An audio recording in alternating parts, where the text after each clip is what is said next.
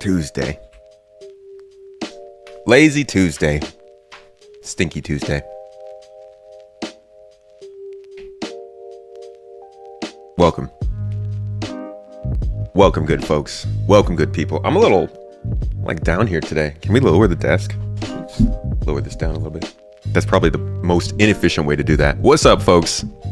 How you doing? Tuesday, Tuesday. It's all the kinds of days. It's a good day, folks. We are, it's another day. We got entertainment planned today. I've got a couple things I'm going to hit you all with. First, I've been actually really enjoying, I'm jumping straight into things today. When you're making YouTube content, the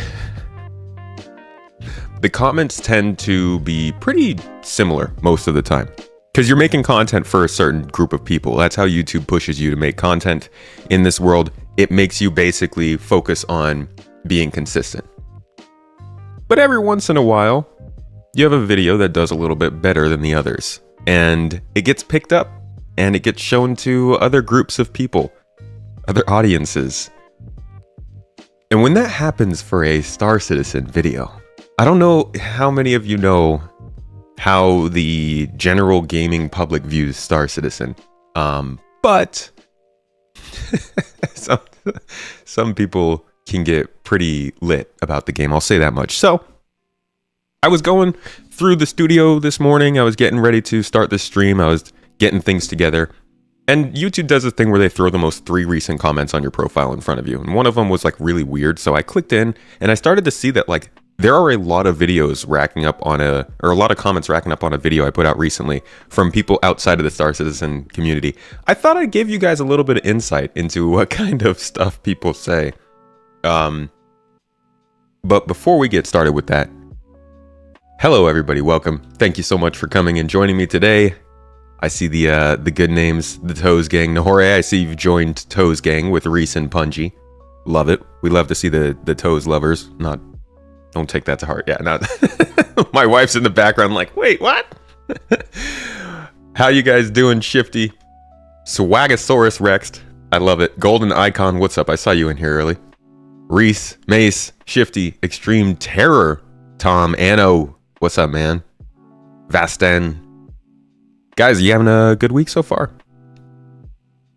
Lots of Star Citizen interest going on today, and it's October, so of course we're going to be covering CitizenCon during the stream today. I did say I had some drama for you, but mainly I have we're gonna dive deep into what to expect at CitizenCon this year, both going over previous CitizenCons and kind of what was going on then, and then looking at the expectations that were set at the beginning of the year, going into some of the little things that have been said throughout the year, and finally looking at my own list of expectations for CitizenCon in line with the roadmap. So we've got a busy day ahead of us, but like I said, I'm going to start out with a little bit of, we'll say, humor. First, I'm going to show you guys one of the videos of this. There we go. So here is just one video from that story I told you guys about yesterday of us trying to break back into our hotel room previously. This is the 2 dudes just using tools to break into the jam and try and push the door open. And this is how I told you I had the receipts. It was it was an effort. They were going at this door to try and get this thing open. We were sitting here for a half an hour. So I told you it was truth. But I saw you guys talking about it and wanted to provide the facts.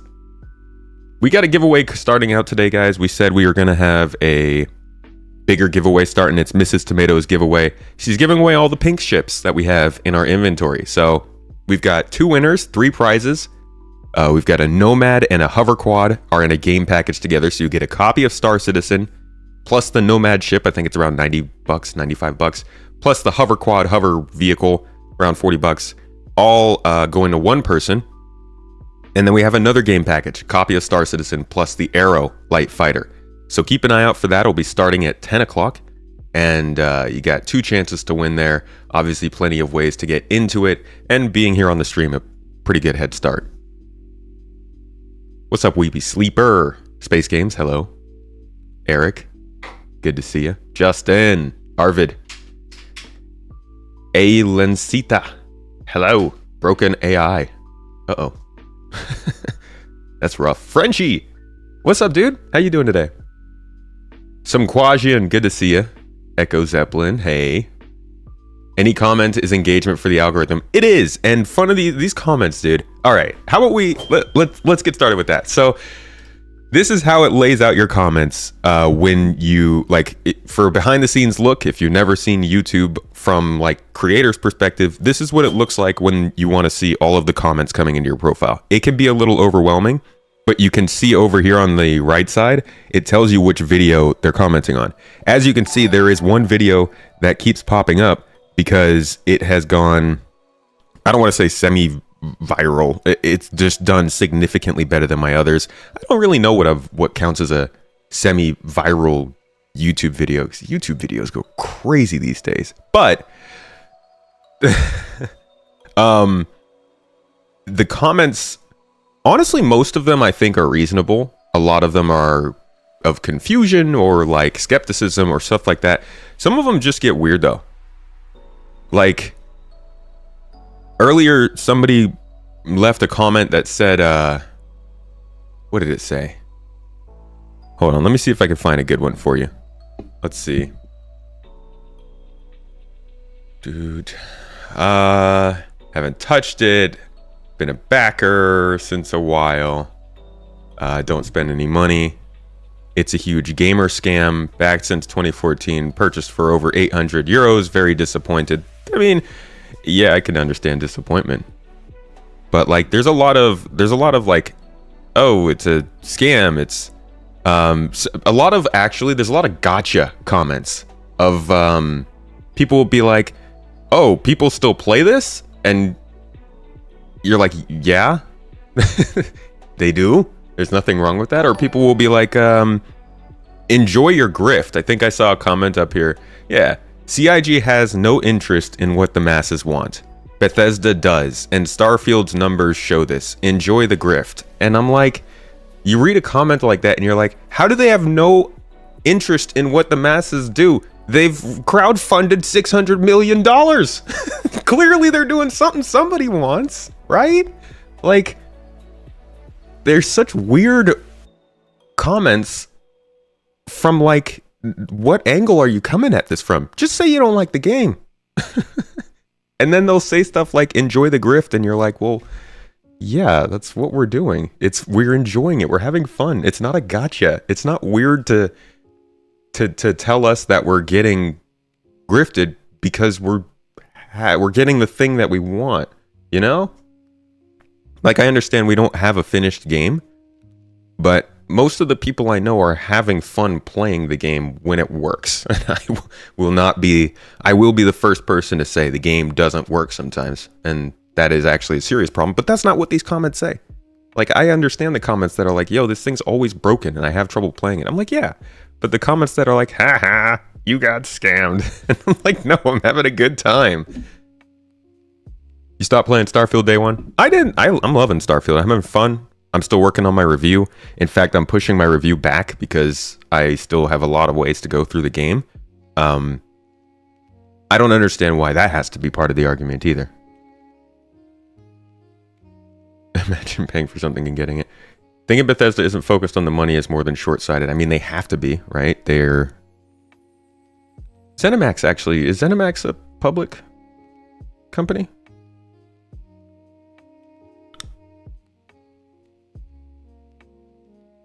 You went to a bachelor party video and it got comment bombed?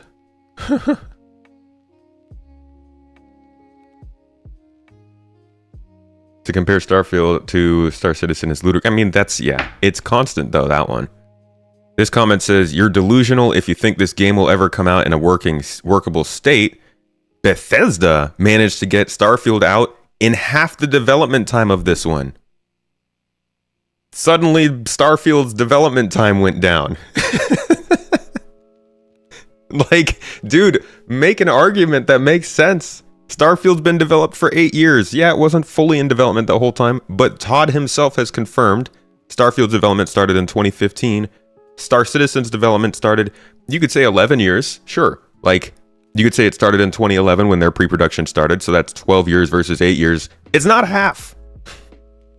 That littlest part of your argument has to stick up for people to take it seriously, you know? Like, I don't know. This person says it's a huge gamer scam, back since 2014, purchased. Oh, I already read that one. Like, this is what happens when videos spread out. And you notice all of these comments are only on this video. They're not on any other video where I'm covering the game, where I'm going over bug fixes or feature additions or the slow development of the game. They're just on this video that showed up on the recommended page. And some of these, honestly, some of the comments are reasonable. Like, they make sense.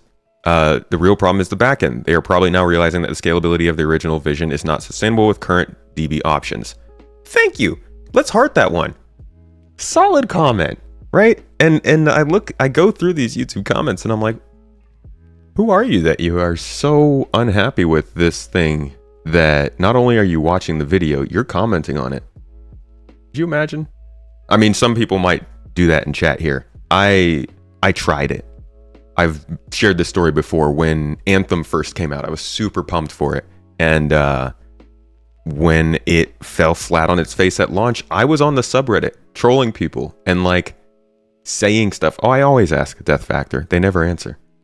But I was like, I was being that annoying person, you know, that was making fun of the game. I did it for like 2 weeks. And then I was like, bro, this is miserable. I want to go play a game I like. Why am I sitting here talking about Anthem? Screw it. But I don't know. A lot of people spend a lot of their time on this. This person said textbook scam. Why? Why is it a scam?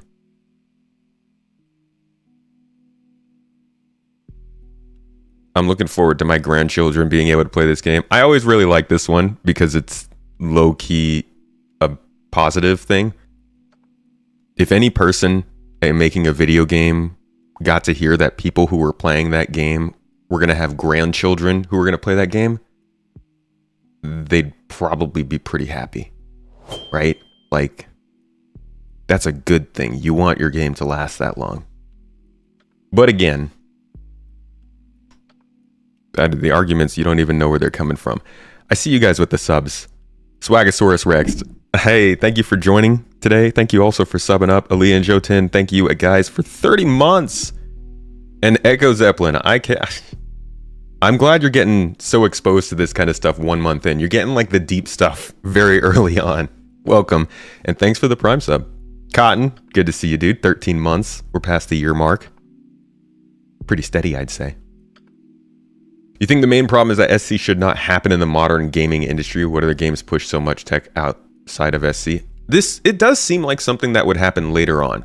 Like, the gaming industry feels young, especially compared to movies and art, other forms of art, in that everybody thinks that it should be done the same way every time. Whereas like with movies, you see stuff coming out of like think tanks, you see stuff coming out of independent studios, big time studios. Like, every angle is creating movies in different ways. So if somebody's making a movie in a certain kind of way, you don't have the whole industry jumping on them and judging them and, you know, looking at every single moment of that movie's development.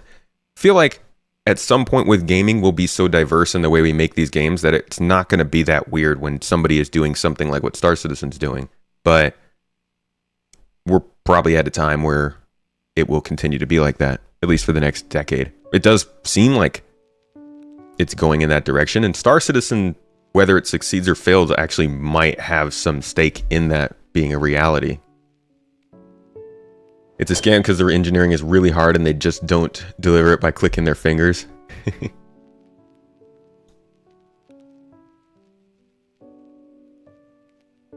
Reminds me of a cult. This is also a weird take, especially because it's a comment made on a video that's specifically calling out the annoyances of the thing, right? So like in a cult, the whole idea is that the thing the cult believes in can do no wrong. I'm pretty sure. I don't think I don't think you're allowed to go against the grain if you're in a cult. I think that's how cults work. Have you guys met the Star Citizen community? Like, these people, they don't know. They don't even know how angry we get. But it will.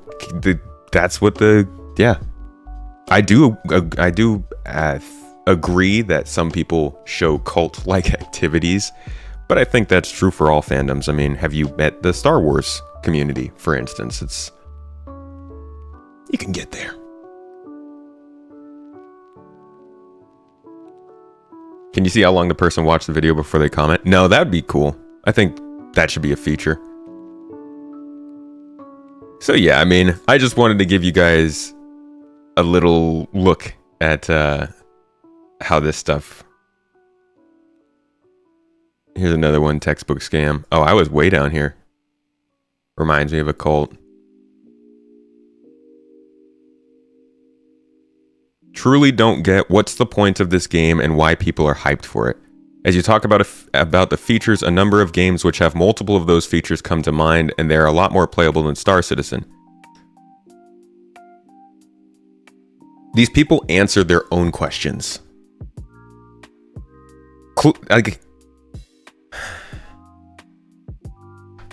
How many freaking how many videos have I made to try and answer this question? Why do people play this game? I don't know. Let's watch videos about the features, maybe. That I don't get it. If there's millions of people playing something, then obviously it's doing something other things aren't doing. It's like, why do people use the iPhone? It just doesn't work for me. I don't like it. I don't like the iPhone.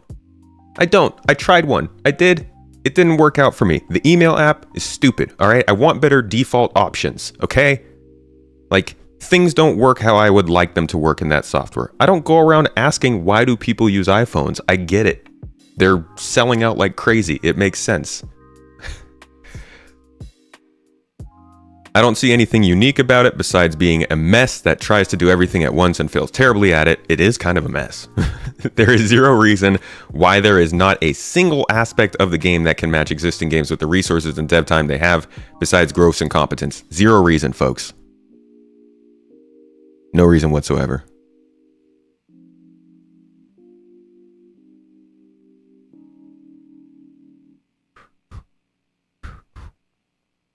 Let's see.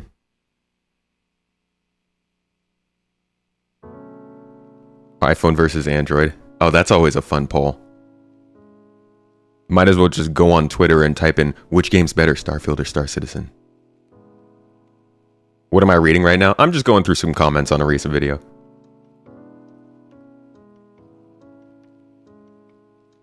Yeah, Skippy's been in and out.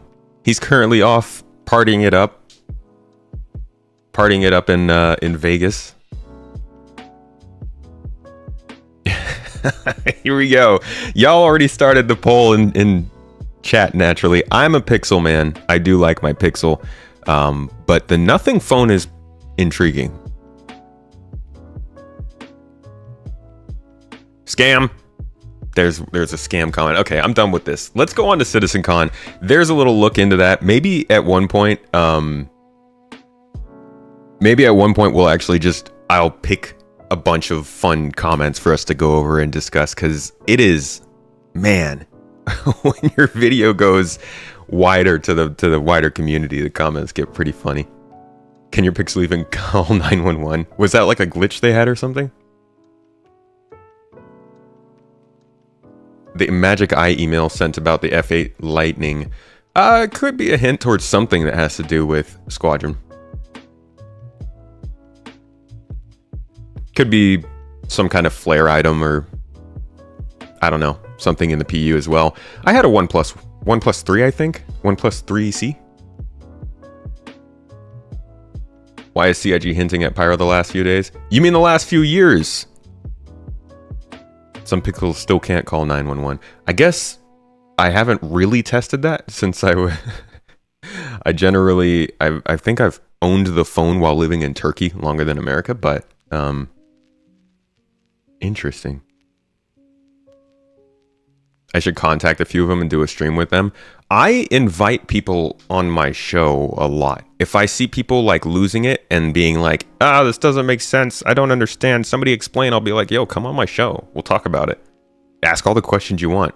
Nobody ever takes me up on it. Because at the end of the day, they don't have an argument other than they're just not happy about it. And we're all not happy about it. We want to be playing a game further along, but like we enjoy what we have right now. They make mistakes. It's frustrating, but we get to have the game is still being made. Everything changes if the game stopped being made, right? But their argument is just that it makes them unhappy. Or that they shouldn't be selling ships, which like, okay, then what else? I don't know. I feel like a lot of times people's argument is that the project itself simply shouldn't exist, as opposed to it should exist in some other way, or it should exist under different management. Those are two I seem to see, and that's not an answer to the problems that we face. It's just raging. But yeah, would love to have them on. After playing Star Citizen and other space games, you truly appreciate the scope and scale of SC. Longtime players are frustrated with persistent bugs. Dude, did you see the comment? It's like the way people view this. He literally said, there's no reason this game should be viewed any different from any other space game out there. Every single feature that this game has or is shooting for is replicated in every other game. And it's like, what other game can you walk around ships in? Sure, Starfield, the game where you can't actually, like, do things, really, in the ship. I think Starfield and Space Engineers are, like, the only other one besides, like, oh man, what was that old game? A really blocky exploration game. In terms of higher quality games, Starfield and Star Citizen are the only ones I think you can walk around in your own ship. And that's a class of two. That's a group of two. Yet this person's like, every single feature is replicated in other games.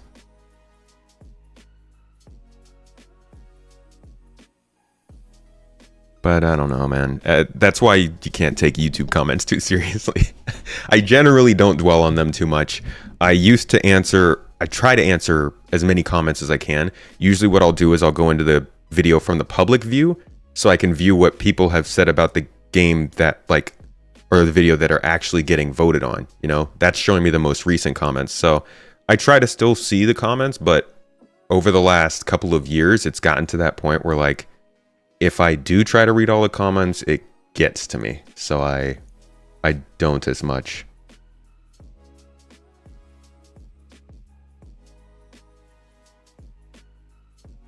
Yeah, there's also that fact that you can replicate a lot of things in other games, but if you don't have all the features, then the one that has all the features is going to be the one people are interested in. Going back to the whole iPhone, the whole point of the iPhone, that was the case a lot in the early days of iPhone versus Android. There were a lot of Android phones coming out that had better specs in terms of screens, batteries, cameras, but the iPhone generally had a good handle on all of the features that people wanted to see in one device. Hence, they went with that. That's how it works. Okay. Let me just... Give me 1 second, guys. I gotta update these numbers. I just realized they are entirely off. They're still... they are still from the Streamathon. The features are replicated across multiple games. SC is the only one to try and combine them. Yeah. Can't say features are replicated across multiple games. Dang it, I just read the same thing. Can't say anything about graphics in Starfield because you use NVIDIA and can't play on high settings without AMD. Without an AMD card? Are you sure? I swear I've been playing on higher settings. Yeah, that's a no-go. There we go. Change that. And you get any memberships today? I don't think so. Looks like there were 1, 2, 3, 4 subs. Okay. Just resetting these because, like, obviously we don't have a goal of 100 subs in one stream. That would be a little bit crazy. Yeah, that was early on, CV Sin.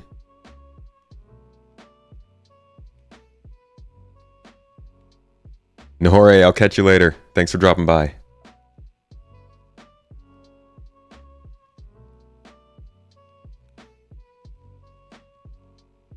Oh, the lack of ray tracing for... Okay. Alright, are we good? Sorry, this stuff takes a minute. Oh, and Reese. Popping up the memberships. Just like that. And I'm still not... Oh. I'm unplugged.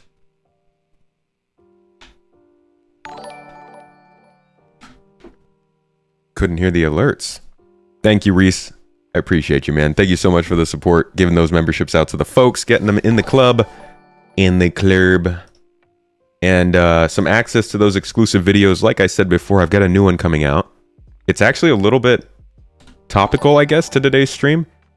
New exclusive video coming out later this week that's all about how the media covers Star Citizen, or rather how the media and overall gaming community covers and reacts to Star Citizen, and why. It's kind of a general commentary on discourse surrounding gaming, but it focuses on kind of recent comments about Star Citizen and Starfield and why that's so annoying. So that one will be coming out probably towards the end of the week, and I do one of those every month.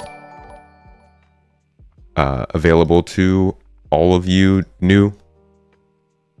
Oh shoot, and Tyra's with another 5. All of you who just got memberships, welcome. That is that video is going to be available to you. Last one was about Baldur's Gate. You like how 70 to 80% of the people who said Starfield did what Star Citizen is trying to do in less time finally played it and went, I hate those boundaries. It'll prove out. We'll see. People keep saying that Starfield did all this, it did it faster, they made it look easy. We'll see if Starfield hangs around and we see the decline of Star Citizen, then okay. But like, if both games do just fine on their own, what are they gonna say then? I just don't understand. I just don't get it. Starfield is just as good. Why would people play Star Citizen instead? It just doesn't make sense. Make it make sense. I don't understand. It's like, well, dude, maybe because people like to play it. All right. So CitizenCon is coming up later this week, or month. Whoops, that's not the right button. CitizenCon is coming up at the end of this month, about 20 days from now. And we've got a lot of different kind of messaging on what might happen. We've got CitizenCon from previous years that are talking about features that are coming, doing keynotes, all that kind of stuff. We've got a lot of different sort of ways that we could go about predictions. So we're going to start with just looking at what they've said about this. We're going to look at previous shows and what they've brought to CitizenCon. And then we're going to look at like personal expectations based on the features that have been being worked on over the past year or two and other things like that. So buckle in. Let's go. No, this isn't a stream just complaining about people complaining about the game, but it is my stream and I like to talk about things sometimes. So every once in a while we start out with a little bit of discussion. Sean, thank you for the membership. Blue Wolf, thank you for the sub. Appreciate you guys.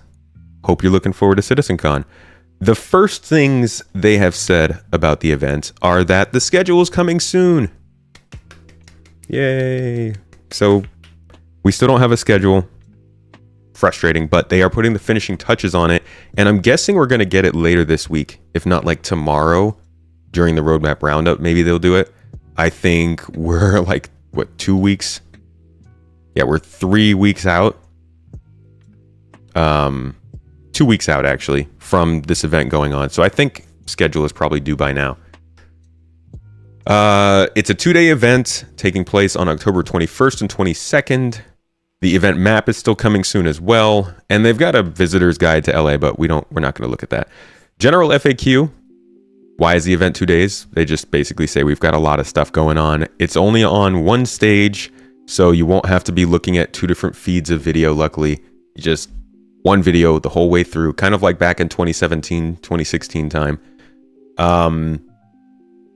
There's going to be presentations. There's going to be probably interviews. They'll be doing content in between the different panels and likely showing some of the other, like the backers and people who are there, but it'll be mostly focused on these presentations and panels. What should you bring? Not important. Cosplay. Will seating be available? Okay, this stuff isn't about content. We don't care about this. Let's move on. Another quick tidbit of information that I thought would be kind of cool to know. Last time we had an in-person CitizenCon, it was 1,200 people who were there. This time, it is currently at, I think I saw 2,500. So it's a lot of people, and it's more than double the size in 2019. In fact, another fun fact, if you joined this game since COVID started, no, that's a bad way to put it. More people have joined Star Citizen since COVID started than before. So we talk a ton about how long this game has taken and the amount of time the development has taken. But I think it's pretty crazy to see that more people have joined the game in the last 3 years than in the first 7, just kind of based on where the game has gone over the last 3 years. So yeah, this event is going to be way bigger than the previous events for good reason. We'll see what that means, though. I mean, that's a lot of people, man. I hope they have the crowd control for that. Halston Coop, dude, thank you for the membership over on YouTube. Appreciate you. Yeah, we might hit a little giveaway today. Oh yeah, we're not doing the giveaways right now. Yeah, that's a turkey thing. Okay.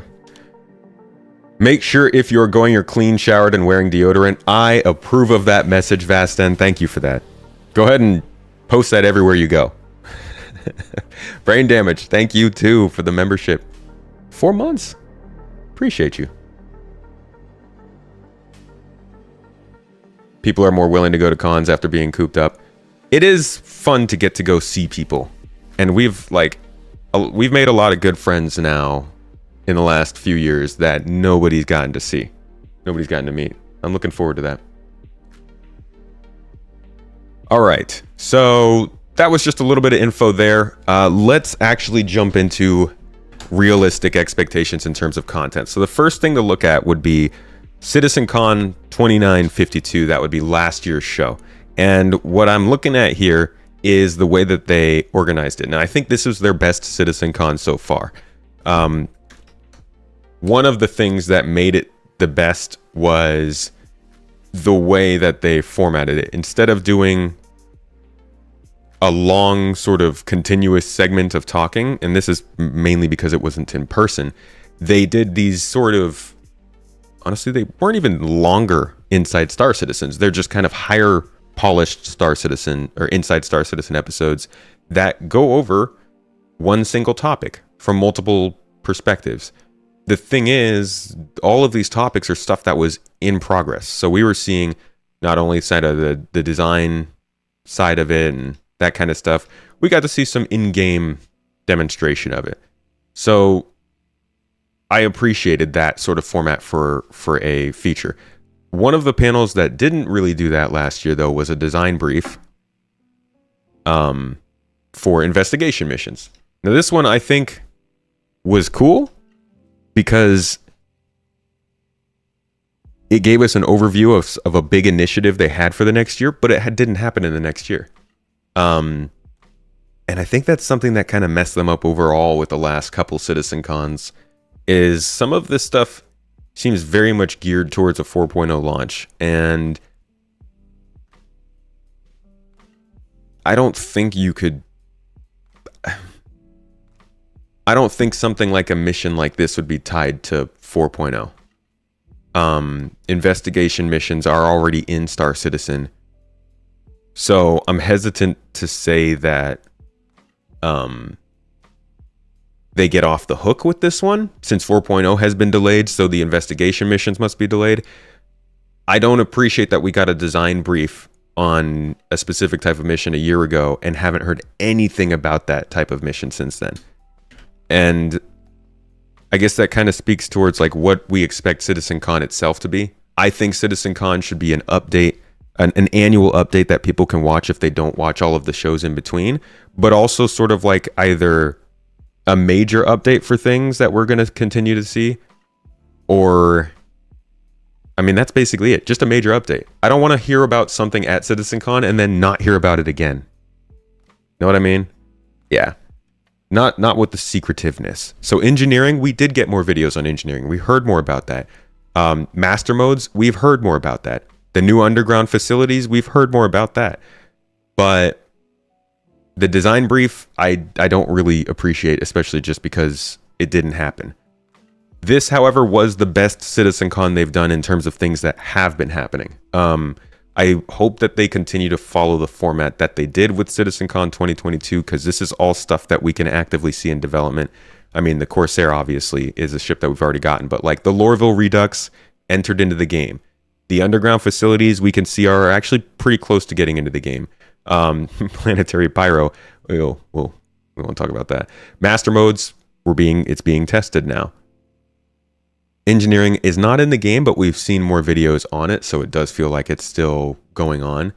If we go back to other CitizenCons, let's go back to let's say 2021. Oops, that's IAE. Actually, let's say 2018 CitizenCon. Let's see what's on there. So like with this one, we got VFX.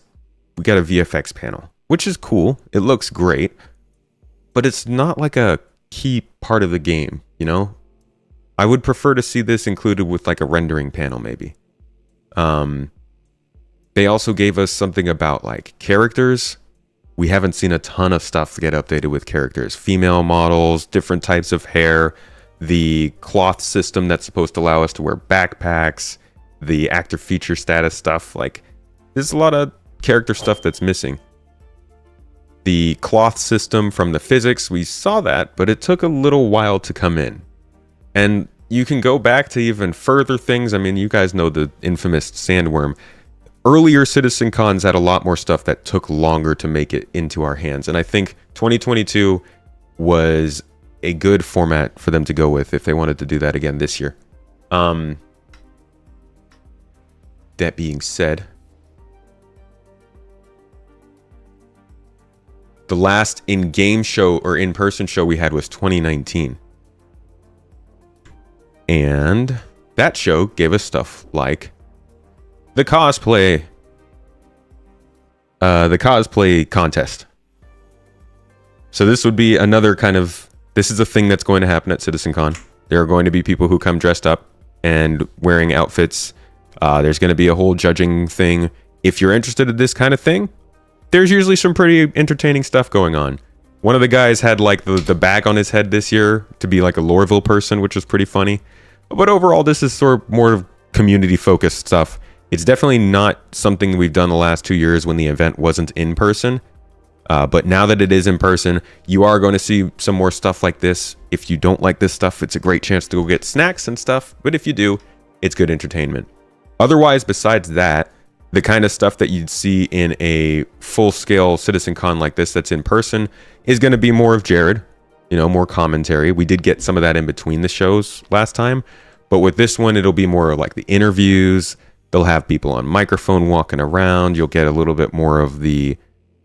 It feels less professional than last year's did.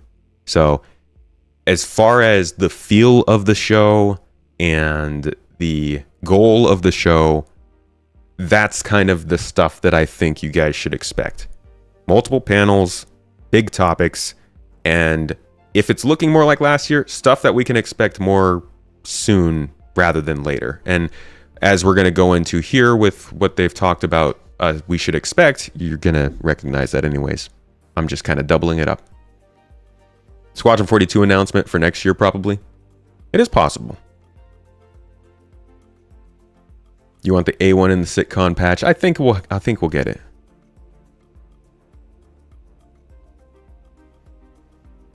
Hoping to make it to some of the free and cheap events surrounding CitizenCon. There's going to be a really big bar citizen going on at the Yard House near the convention center. I'd keep a lookout for that. What will I wear for this cosplay contest? Apparently, Skippy is supposed to be red hair.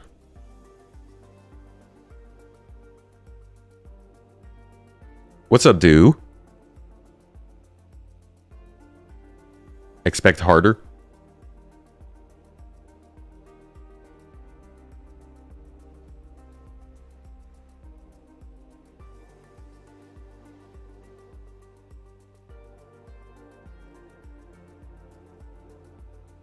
The ceiling. Expect a harder ceiling. Oh, on like how far things will be out. Thought you meant like if I punch my ceiling, it will feel more like rock than a pillow. Okay, our next dive into what to expect with Star Citizen is more along the more exciting stuff, which is content. We've been talking about kind of the feel and format so far. Now let's talk about the features that you might actually be seeing. And the first thing I want to look at for this is kind of the first messaging we got on this. Going back to the letter from the chairman back in December of last year. I've covered this a lot actually because I find this to be both the most annoying and exciting thing about Star Citizen this year, and that is all of the smaller kind of features and initiatives besides server meshing that we could see. Now, we got a lot of great messaging on that in December of last year before we learned about the disaster of the PES rollout, so things got delayed a bit. But I had a problem this year, and I've made it very clear on this channel itself. I've had a problem with the messaging on how progress is going on these things, even though they're obviously set back.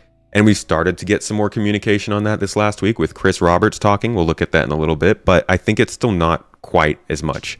That being said, these are all the things that they expected us to see this year. So, since we haven't even seen them in game, it's almost a guarantee that we will see them previewed in some way in CitizenCon. I'm not saying they will be ready to go into the game, but the fact that they expected them this year, unless there was a huge realization that they wouldn't need any of these features for years to come, which they all seem like we really do need them, then I think all of these would be in positions that are far along enough for us to see at CitizenCon. So, not confirmed, but likely. Now, there are a host of other exciting features and content we have planned for 2023 besides server meshing. Pyro, with its assorted planets, moons, settlements, space stations, and assorted factions and AI population being the headline. I know what you're thinking. Oh, another year of Pyro. For starters, last year's CitizenCon wasn't focused on Pyro. There was only 2 panels on Pyro. That was the planetary panel that went over the different planets and the 3-minute trailer for Outlaw Lifestyle. Besides that, engineering, Loreville, which is in Stanton, master modes, new ships, underground facilities, which will be in Pyro, but I think there'll be other places, design brief for investigation, which isn't Pyro, and community hub, whatever. So 2 out of 9 panels were Pyro last year. The focus for these most recent CitizenCon episodes and conventions aren't Pyro. I mean, even in 2019, it was UI, it was armor, it was the sound systems, it was microtech. I don't even know. In 2020, we didn't have one. Honestly, we could look at what was 2021, but we won't go through that. The focus isn't Pyro. It's 4.0. Pyro will probably be the headline because it's interesting, it's exciting, it gives them a lot to show off, especially the settlements and new factions. But it's not going to be all that we're talking about. Where do I see ship munching coming in? Maybe next year. Maybe.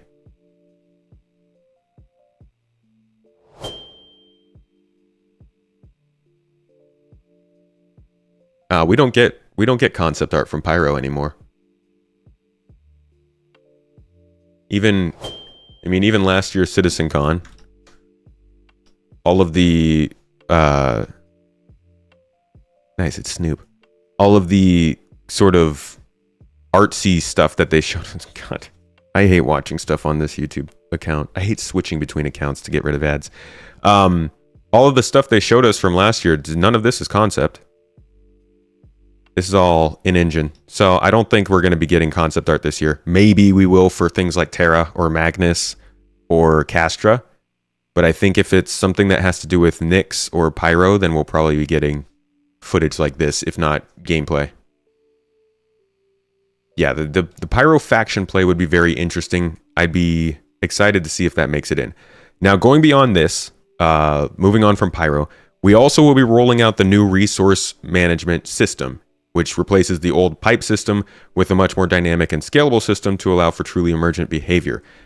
Why would we not get that, right? We saw this last year, like I showed you guys, in the gameplay itself already being displayed. What I'm guessing we'll see this year of engineering is either a full demo like this with none of the debug software, but the actual gameplay, or maybe we'll see it used in a keynote demo if they decide to do it. They'll slip it in there like it's, oh, it's part of the gameplay. He just naturally fixed the ship. Whoa. It's engineering showcase, but I do think we'll see it one way or another. How much do I think they're ready for Nyx? Not as much as we would like, I think. Turret blades. AI blades would be cool. YouTube Premium family plan. Yeah, so my problem is my YouTube Premium is grandfathered in from the very old Google Play Music All Access. So I pay, I think, $6 a month for my YouTube Premium. And if I change that plan, I'll lose the grandfather. And when I started Space Tomato, instead of making a brand account on that channel, I created an entirely new account. And so I would have to pay for Premium twice to get it, or delete my grandfathered plan and pay a more expensive plan for Premium so they both get it. I'm stuck. I am trapped. All right. Past engineering, we've got bounty hunting. This one is actually in the maybe section, I think. Yeah, I've got this on the maybe section in my own list, because as much as I want to believe we'll see bounty hunting this year, I still just, God, we've seen so little signs that we will. The only things that we've seen so far that have to do with bounty hunting, and I do have footage for this. Let's pull this up. We've seen this, which is like literally a couple seconds of somebody pushing a little human carrying pod. And we've seen this, which is the law offices in Lorville. Now, this is a huge tell, because we're seeing not only actual physical work being done, but with all of the things located, the reception, detention wing, you can see the little pod locations over here. And then I got some more footage, I think, here. You can see that they've got dimensions played out. They've got the process ready to go. They've got the idea and design behind putting the humans into these pods, and all this stuff clearly shows that not only are the art things figured out and the engineering things figured out, but they've got design figured out. So this does point towards the gameplay surrounding bounty hunting going pretty far. And in the monthly reports, we've also seen things like non-lethal weaponry being worked on, different types of damage and status effects, the ability to restrain people by tying up their hands and arms. We've seen NPCs being able to be restrained and have logic behind their restrained state. And we've heard about the gameplay behind these detention centers. So there's been a lot of talk pointing towards bounty hunting. I'm still not so sure about it, though, because it does depend on virtual AI, which is part of the quantum economy, and simulation, and that's an elephant. That's a big elephant. So we might see a big update to bounty hunting showed. That might just be the keynote, to be honest. I think a multiplayer bounty hunting operation that takes place between Stanton and Pyro would probably be the best keynote they can show in CitizenCon. But we don't know how it's gonna roll out, how they're gonna show this stuff. But bounty hunting is another option.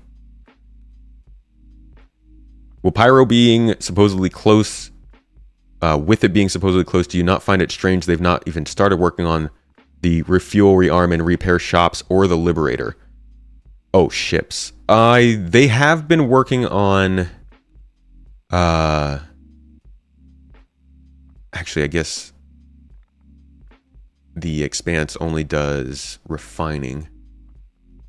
Yeah, we've only... The Vulcan... It's interesting we haven't gotten the Vulcan yet, but I also don't think that's crucial for Pyro since they got the Starfarer in the game.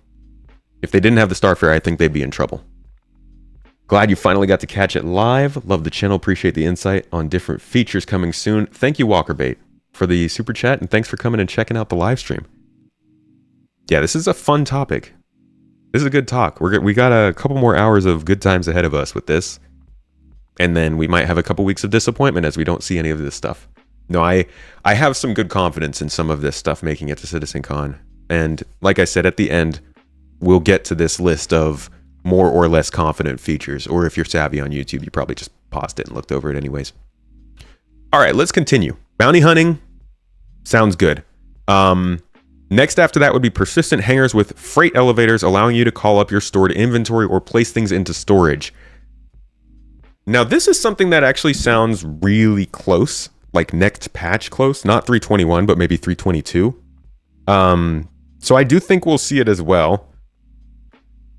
But I'm not sure if they're going to dedicate like a panel to it, because it is such a in-our-face feature that we're already getting inside Star Citizens. We're already getting Spectrum posts about it. We're already practically doing this kind of stuff ourselves.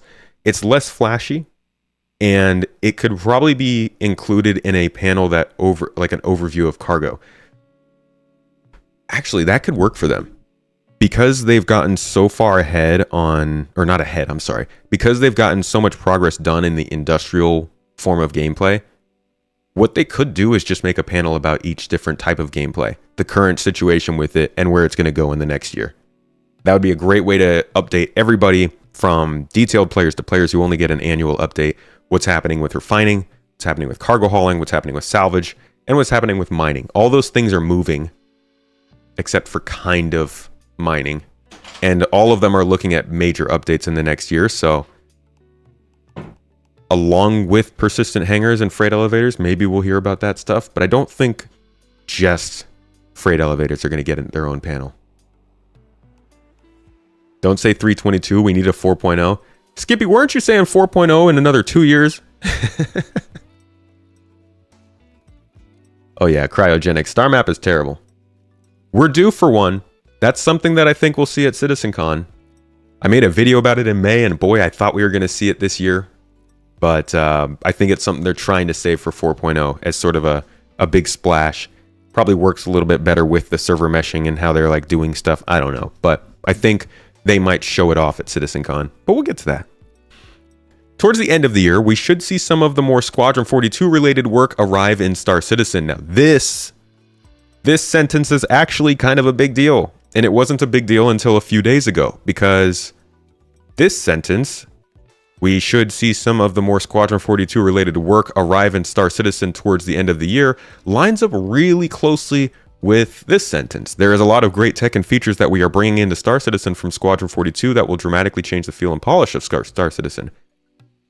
So, disclaimer, those two sentences came from the same person.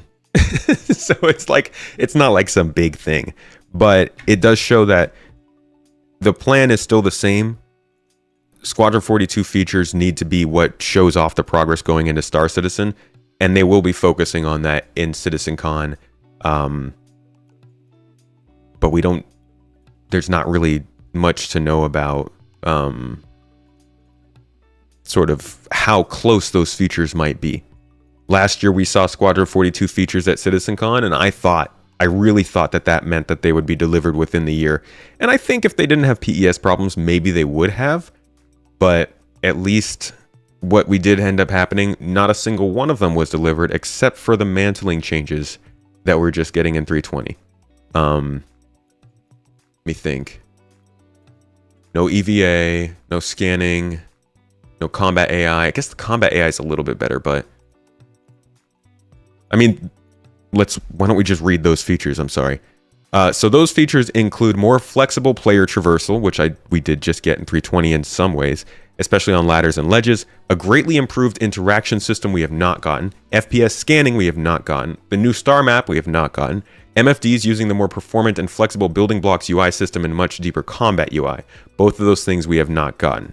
We got persistent MFDs, but I don't think those are what they mean here. I think this is what they're talking about. This would be their new MFD graphics. Oh God, I don't have it. I'm in the wrong spot here. Hold on. A Supposit. Appreciate the love, buddy. Thank you so much for the support. Gifting out 5 memberships to the good people. Check out those exclusive videos when you get the chance, guys. So these are the MFDs I think they're talking about. Obviously much more detailed, better to look at, more information. It's displayed better.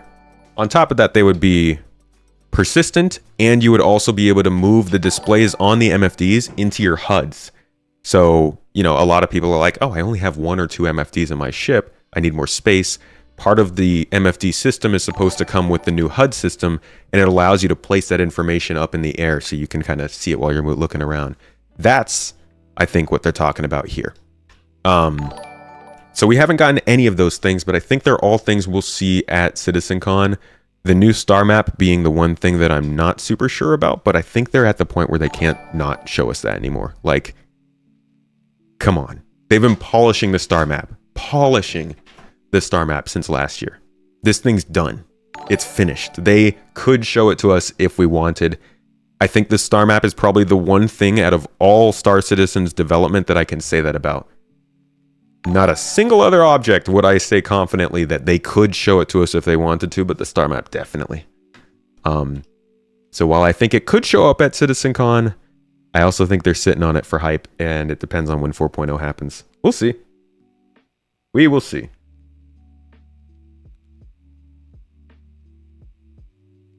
They did bring out the new player experience. Good call. Was that at CitizenCon though? Oh, you'd assume came from Squadron 42? Yeah, 3.20 included MFD persistence. So it was a little bit of a change there. We did get the MFD on the HUD. You sure? Which pyro planet am I most excited for? Probably 5.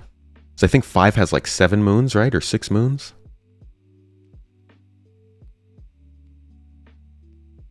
Feel like they talked about the signage and interact stuff last year. Maybe they did. Might be missing that. Don't understand what's so bad about the current star map. Haven't had much trouble navigating with it. It's really inconsistent the way it works. Sometimes you click on a target and it'll create a route. Sometimes you'll click on a target and it won't. Sometimes you'll rotate around a target and it'll disappear. Sometimes it won't. You can't search for things on the star map. It's very hard to select specific points if they're near each other on the star map. You can't filter anything on the star map. Star map doesn't give us any information about things like economics or dangerous areas. You can't place your own points on the star map. I think there's a lot of very obvious things that could be added to the star map on top of more like luxuries of life kind of things.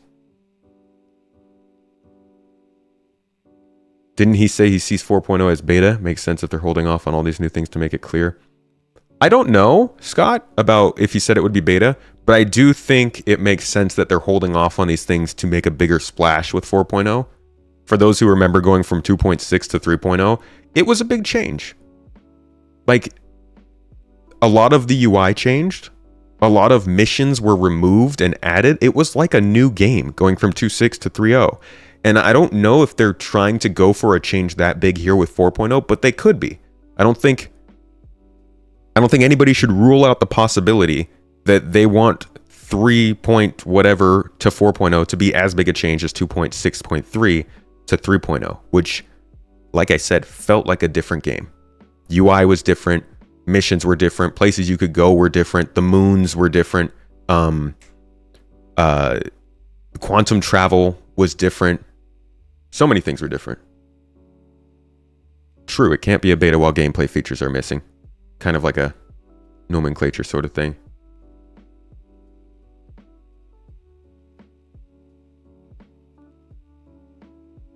Could I defend a decision to use the word expect in the YouTube title? Yeah, because I think that some of this stuff can be expected. I also used the word possible, though. So I'm not saying you should expect it as in it is a guarantee, but these are all possibilities that can be expected. And some of this stuff I think are 100% guarantees, and we'll get to that. Some of this stuff I think are more possibilities. Okay, 99%, sorry. Guarantees. Can't be 100. Every ship except your Scorpius has it. You agree, wish they just enable it across the board. What is that? A bug? Something with the HUD?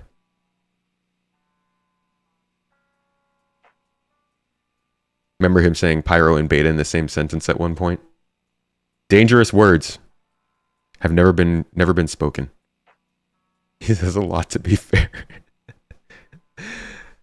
We should expect things whether or not we have our expectations met is another story. Right.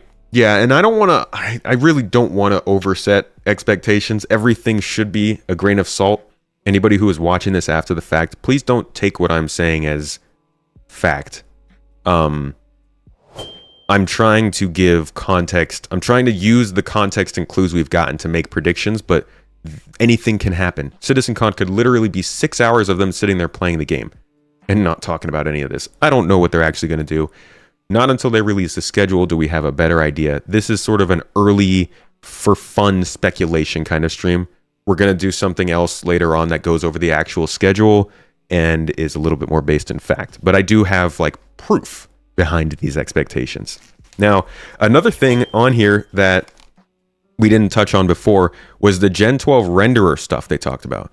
Now that the Gen 12 renderer is functioning in 3.18, the graphics team will work on multi-threading improvements and optimizations for the renderer, as well as hook up the Vulkan graphics API to it to unlock some of the performance gains that the Gen 12 renderer can provide. Vulkan API is another one of those like 5 to 6 year goals that we only started to hear about. I honestly might be able to find... Stand by. I bet you we can find when they first started talking about this stuff. Because I think, going back to the comments that we were looking at towards the beginning of this stream, it's easy to view Star Citizen as an in-the-moment sort of crazy, mismanaged, no sort of plan kind of thing. But if you go back to these things that were happening in 2017 and 2018, I will admit, I think those are the times when they started to wrap their head around it more. But if you go back to these times, you'll find a lot of the same exact messaging that we're getting now, but with the added caveat of coming soon, or we want to, or we're planning to, or this is how we will. Is this the right team? Yes, this is. So, somewhere here on one of these panels, they kind of talk about some of the goals that we're seeing now. I just got to find it. But things like server meshing and Gen 12 and the damage systems and like even engineering based on the pipe system or some of the cargo changes that they've done based on item 2.0, all things that they started talking about like 7 years ago that are finally starting to show results. And it shows that like maybe they're slow at it, but they are being pretty consistent. This actually might not be the right video. I think I want the year earlier, 2017.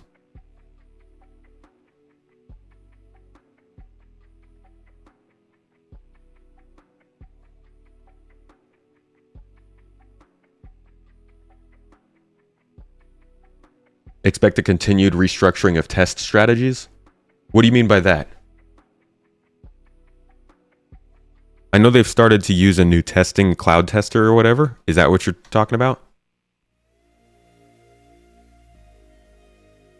Here we go. This is the talk. So this is the big talk about their rendering and graphics and tech development for Star Engine, which is indeed a renamed version of CryEngine.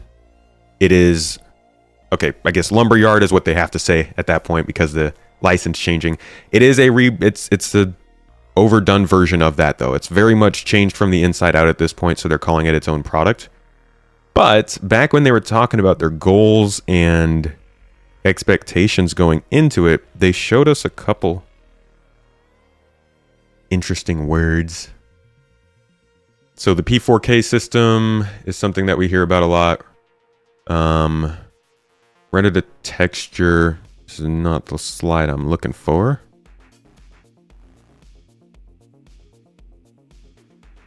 Next items on the graphics roadmap: space fog, occlusion and shadowing, new shield effects, depth of field, motion blur.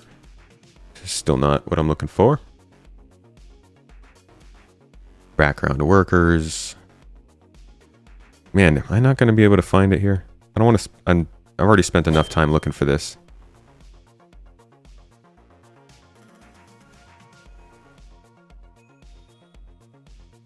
No, I don't even see it. Strange. Maybe it's a different year, but they talked about some of the goals that they're starting to hit with Gen 12. And my whole point, God, I'm so off base. My whole point is that Gen 12 is a really long initiative that they've been doing. I'm sorry, I got way too off topic with that. They've been pushing it very hard, and it's been a long time in the planning. At this point, I think that we might see Vulkan API something, presentation, some way of showing us what performance improvements it might make. Maybe the things that it will allow, like ray tracing and global illumination, and DLSS, stuff like that. I think we might see some demos of that at CitizenCon as well. Not a guarantee, but we've been seeing a lot of talk of Gen 12 and the work going into it. They're taking out the legacy code all throughout this year. They've been doing a lot of work to prepare for the API. And we've seen that they have a working prototype of ray tracing working in Star Citizen. So graphics improvements probably also going to be presented at CitizenCon, and they always do a very good job at it. It's one of those things that's, again, something people say, this game's going to be graphically outdated by the time people are playing it, and we can see that because they built this engine themselves. They're getting a lot better at continuing to improve it despite that. So that's letter from the chairman, beginning of the year, kind of the stuff that was being said that might be coming to CitizenCon. Now let's look at something a little more recent from Chris Roberts. Just last week, stuff he was saying.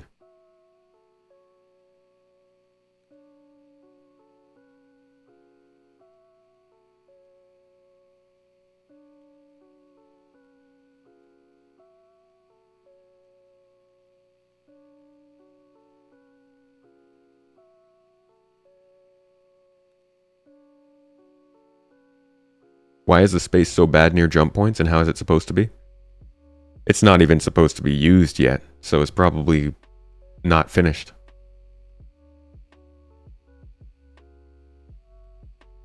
All right, so jumping on what Chris was saying here, I already read really the important part. We went over this yesterday when we were talking about just recent news, but at this part he kind of talks about just features coming from Squadron over to Star Citizen.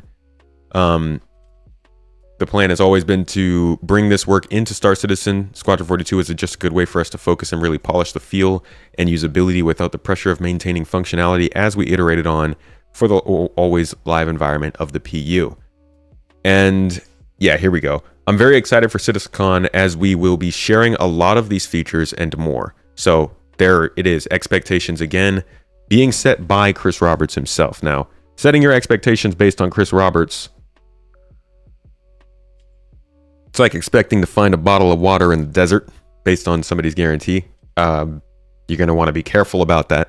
But as far as I'm concerned, that does mean that we will be seeing at least some of these things we've been talking about. It will be great to be in front of a live crowd and spending time with the community in person. It has been 4 years since the last in-person CitizenCon. So they're hyping this up, man. They're going hard on the marketing for this CitizenCon, and it seems to be paying off. We'll see if we'll see if it comes through. But remember this. Remember what they're saying about Squadron 42 building on that feel of polish and niceness of these features when they're showing these features at CitizenCon.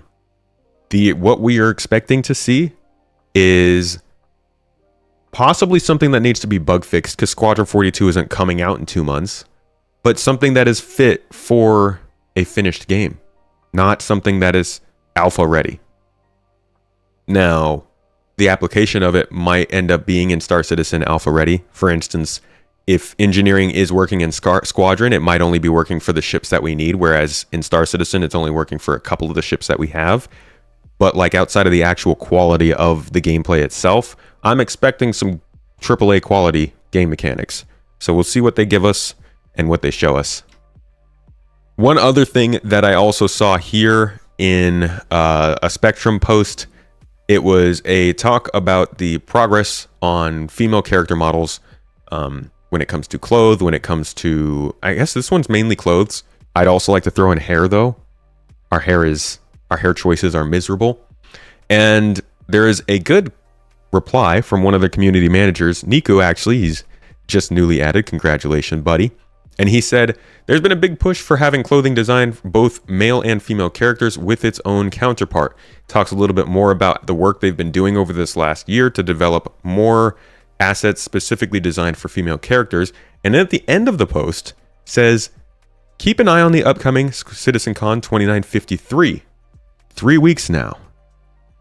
So, not necessarily a confirmation, not a straightforward notification, but a little hint that we might actually see some progress on the female characters at CitizenCon. I know that's not a big deal for a lot of people, but this is important. They need to be supporting both sides of the gender question when it comes to people who are playing the game. And there are a lot of women who are playing Star Citizen and would like to obviously look like themselves.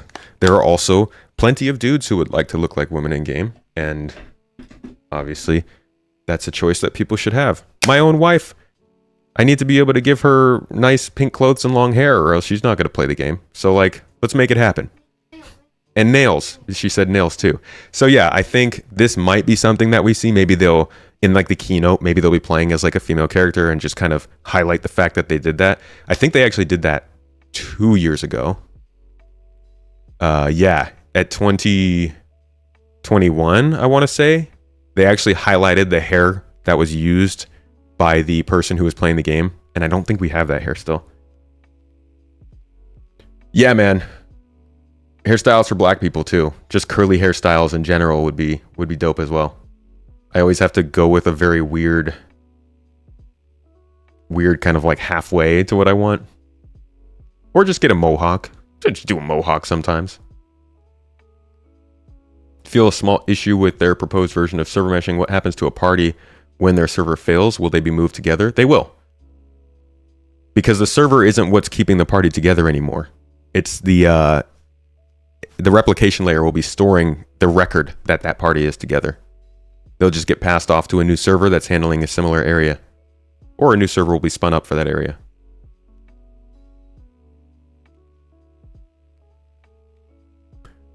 But you're wearing a suit and helmet the whole time? Psh, maybe you. They have talked about how they don't want people wearing their spacesuits all the time. You go with the mohawk? Honestly, how does one wear a mohawk with a helmet anyways?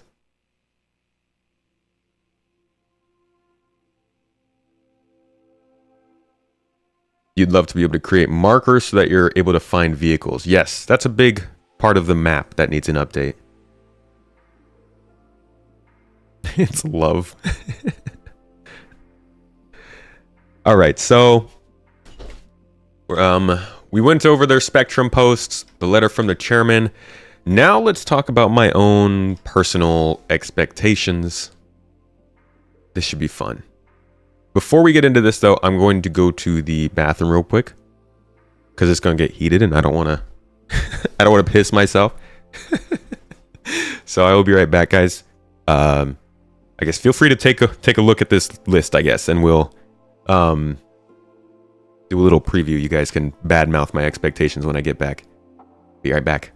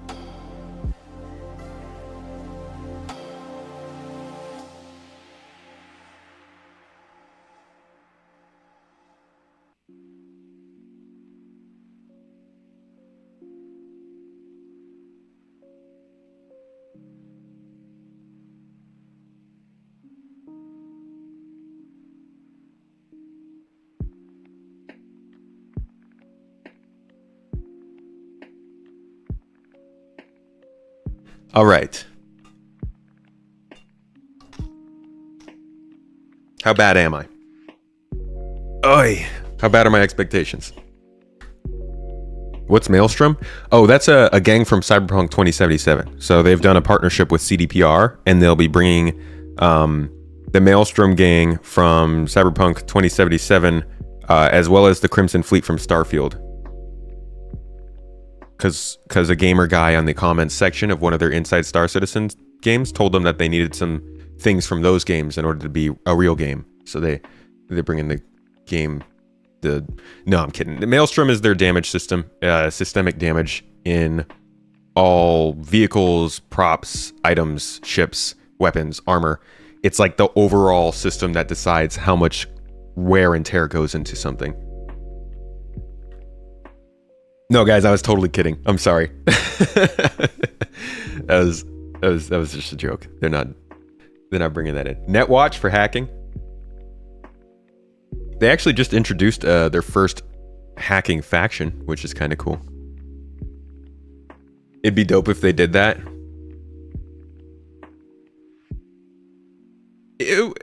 I mean,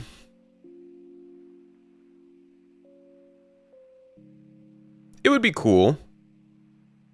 I'm trying to think if I would prefer to see them take their own shot at it. Just developing something unique. Can't think I'm super tied to Maelstrom themselves. Although Dum Dum. Long live Dum Dum. You love Maelstrom? Lore gets messy if you try and mix universe real quick. Yeah. Like, oh yeah, Maelstrom gang has lasted 900 years. Good for them, you know, honestly, good for them. Better than a lot of countries. Okay, so, oh man, the first thing I have on my yes, most likely, or yes, definitely expectations for CitizenCon is a mission giver update. And I'm trying to think of why I put that on here. So some of this is stuff that I've been doing over the last couple months. Some of this is stuff that I have done just today and yesterday. And I really should have written down some kind of notes or something that explained why I expected to see a mission giver update. Oh, I know what it is. That's July. If I'm right about this and it is July, somebody better send me a cookie. Because I don't actually think it's going to be July. Because of the highlight of the Idris loop. I don't know what that is. Here it is. The narrative team is expanding to include 2 dedicated narrative designers who will bridge the gaps between narrative design and AI. They will look at all NPCs from mission givers to population characters and refine their behaviors to make them feel more alive and ultimately establish the tone and flavor of the game's various locations. This is not the only mention of mission givers in monthly reports this year, but narrative being involved, they've been getting more involved with the mission team lately, and it's led to more kind of narrative-driven stuff. I think they might have also had an update in the June monthly report. Let's see. Get this man a cookie. Let us see. No, not in June. I thought maybe there was one other update, but I might be wrong about that. But yeah, I think it was just a general expectation that like we're getting closer to an environment that mission givers will actually work. Separating the replication layer is probably going to make AI run better. We've been seeing a lot of AI updates, narratives getting involved in mission givers. The missions features team has improved some of the mission giver missions over the last couple months. So things are headed in the direction where I think a focus on more narrative and mission giver based missions are going to be a thing, especially in Pyro. So an update on mission givers and more advanced missions for us to play. Yeah, I'd say yes for sure. Hey, Tyrus gave a cookie with a super chat. That's like an extra cookie, dude. That's like 4 cookies. Thank you.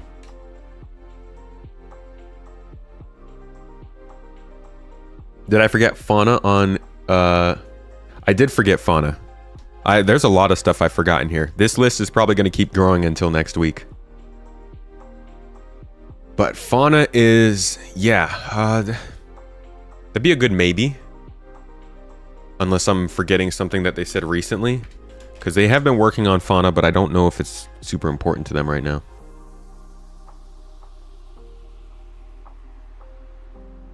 Not every faction should be actually awesome. They really thought rich kid hackers was a cool idea. It could be. Gotta hear more about the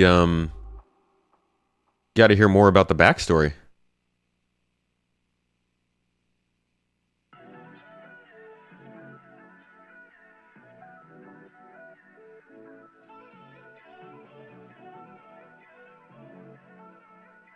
What about predators and animals on planets? It's something they're working on. I'm just not sure if we're going to see it in CitizenCon this year. Since, like I said, it feels like their CitizenCons are more advanced on the realistic future. Fauna seems like something they've backed off a little bit from showing us over the last couple of years, after kind of going into it pretty hard. Hey, you know what? I'm going to put the Aaron Halo belt on our maybes down here. Holy crap. What if they just show us... oh my god, what if the Aaron Halo belt just shows up in a keynote demo? Like, what if in the keynote demo they have to go from Hurston to the Pyro jump point, which requires them to pass through the Aaron Halo belt?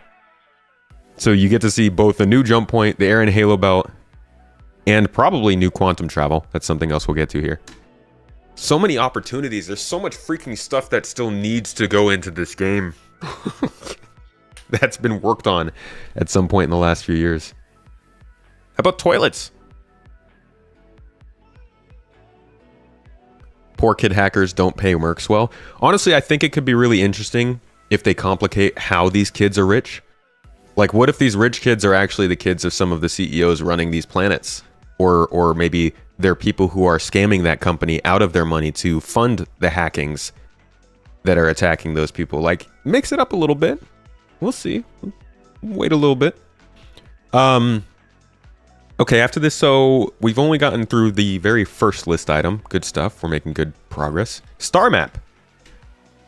Yeah, nobody's going to tell me. I mean, I guess I said earlier that they might still not show the star map, so I don't know if I should have it in the yes section. I guess I could keep this in the maybe section, but star map seems really likely. We'll get back to that. Female character updates. We just went over why that's probably yes. Santok Yai is literally... how could they not show the Santok Yai after we've already seen so much of it? It would actually be a very bad idea, I think, for them to not show it. It's a super easy sell. It's an asset that's basically already done, and we know it's going to be in the game probably in the next 4 months. It might even make it into the 3.21 branch. I don't know, but that ship's gonna happen for sure. I don't see how they wouldn't show this. Same with the Spirit series. This was on the thumbnail for the video, and it is already confirmed for 3.20.1. So it's very much possible that this ship will literally be in the game before CitizenCon even happens. Depends on when 3.21 comes out. Depends on where they want to put the A1 in, whether it's going to be 3.21.1. I think it'll be 3.20.1 since the A1 was already planned for that. I'm sorry, 3.21. God, the naming. I think it will come for CitizenCon. I'll say that. So it's a nice ship. This is a good one. I think it's a really good size. It's that perfect size that acts as a daily driver for a lot of people. Probably comes from Crusader, so it's got great styling. It's a little bit defenseless in that it doesn't have an extra turret on it. But actually, is that a turret? I don't think it has an extra turret there. But that does possibly look like a turret in the back. So I can't tell. Is that a backwards facing turret? Either way, if it's only backwards facing, it's not great. If it's not only backwards facing, that's good. If it's not a turret, then yes, this ship is kind of defenseless, but it looks good. It fits in right around the same size as a Cutlass or Freelancer, so it kind of does look bigger than it is. You get a sense of the scale here. And there are 3 different trims, the C1, the A1, and the E1. We're probably going to see the A1 first, which is a bomber. Looks like this on the inside. And then we will be getting the C1 rear turret. Okay. A1 and the E1 have a turret, C1 doesn't. Okay, gotcha. So the C1 has a cargo space inside. So good to know. The C1 does not have a turret, but the A1 and E1 do. Don't know if they are rear-facing turrets or not, but that does leave the C1 being a bit more undefensive. Does anyone know? Oh, it has a tractor beam instead. Okay, gotcha. So the C1 has a utility mount. The other 2 have a defensive turret. I see. No, you can't replace utility mounts with turret mounts. So the C1 is just naturally more defenseless. We'll have to see if they buff that a little bit, maybe in shields or speed or something. But the A1 is coming first. C1 is coming second. E1 is still unaccounted for, and it will be a passenger transport variant, so we're still waiting on that. But these are definitely yeses at CitizenCon because they're likely going to release at CitizenCon. These will be the STV of last year. I'm pretty sure the STV came out at CitizenCon or like right after it. These are much more exciting than that. So server meshing is a definite yes. I believe even in this post itself, Chris Roberts tells us that they're going to talk more about, let's see, graph database, the back end, enterprise, blah, blah, blah.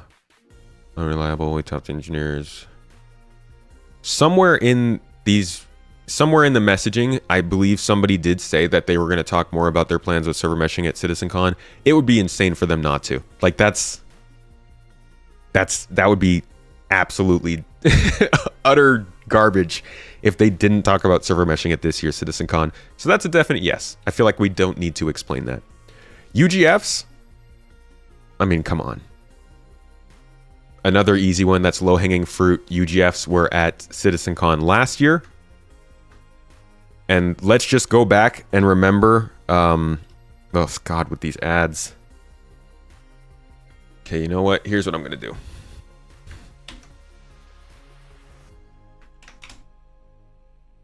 So, underground facilities were... They were here last year. They were all concept art. And let's take some time to remember.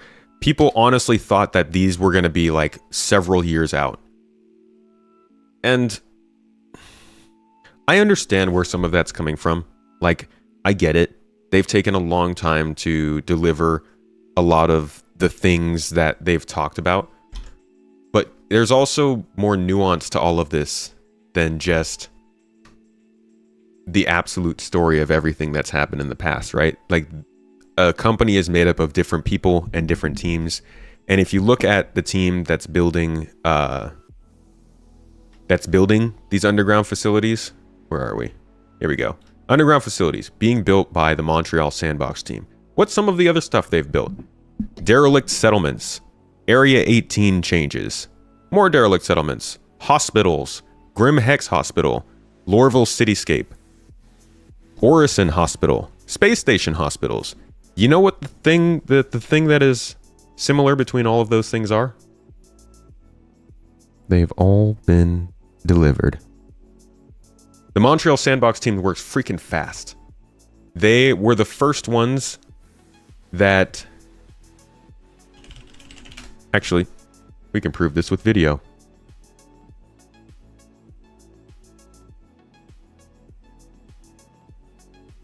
As soon as the video pops up.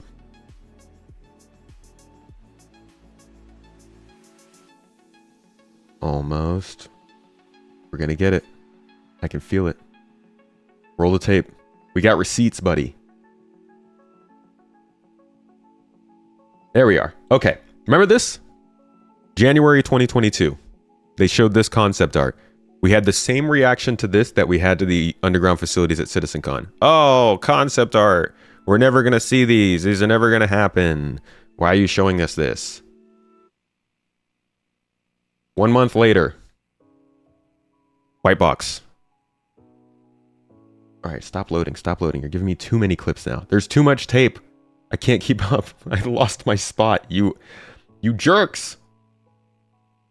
There's too much footage. So that's 1 month later. 2 months later. In-engine. 4 months later. In-game. This is the way the Montreal team works. And like you can see it in some of their other stuff too. Some of the derelicts that they've been making. Some of the stuff they've been presenting over the last couple of years. These people work. Other teams? Some of the other stuff that we've seen? Yeah, it takes a while. But they've got people on the underground facilities. They've been coming up in the monthly reports. They've been talking about missions that are happening there.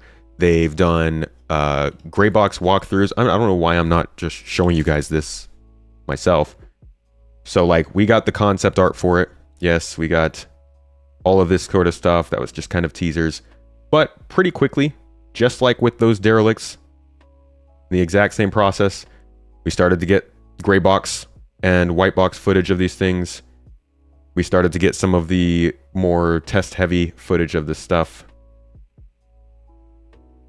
And eventually they were walking around inside it in engine, just like with those derelicts.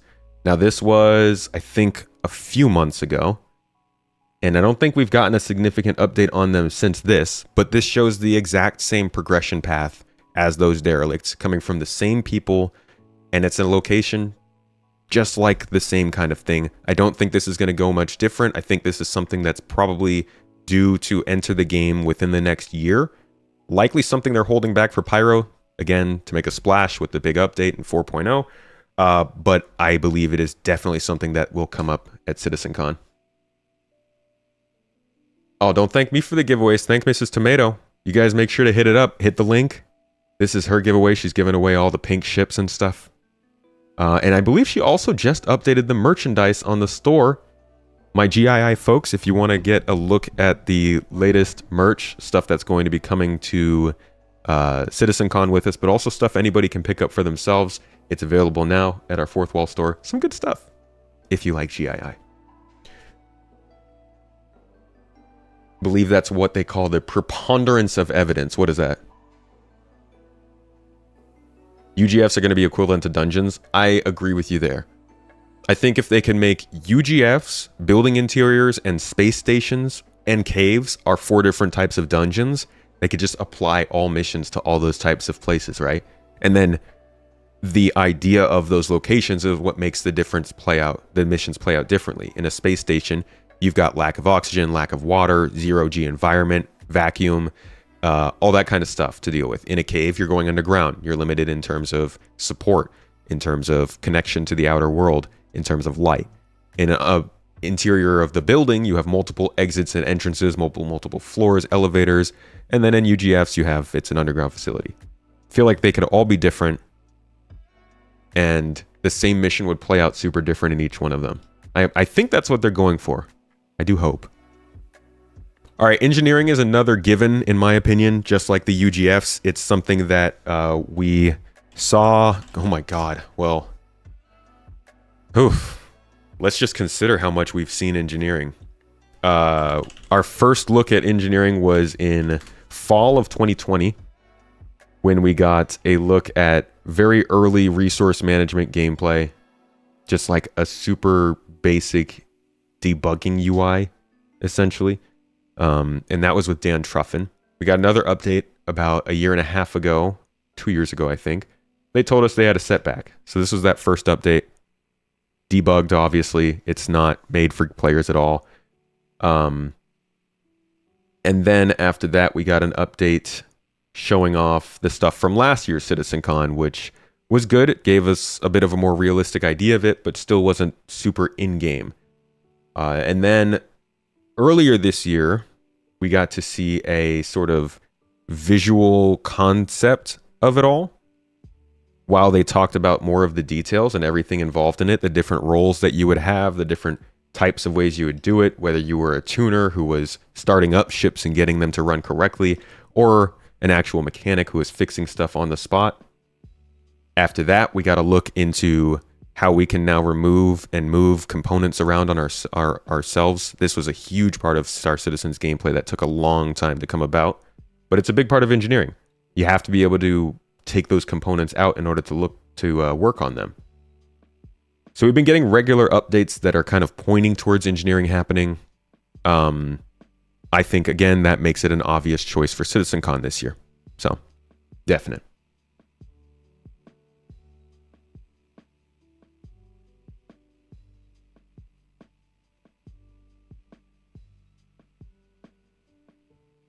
Hello, Maxwell. What's the difference between a game in alpha and beta in Star Citizen terms? I honestly don't know. In terms of Star Citizen, I don't know. We'll have to see. Claudius. Claudius is a little bit of a random one, but I don't really have too much on Claudius. I only have one piece of footage on it, but it is the engine that drives all audio in Star Citizen. So originally, obviously, they were using whatever came by default with CryEngine, now known as Lumberyard, or rather the other version known as Lumberyard. And they were doing things kind of however that worked.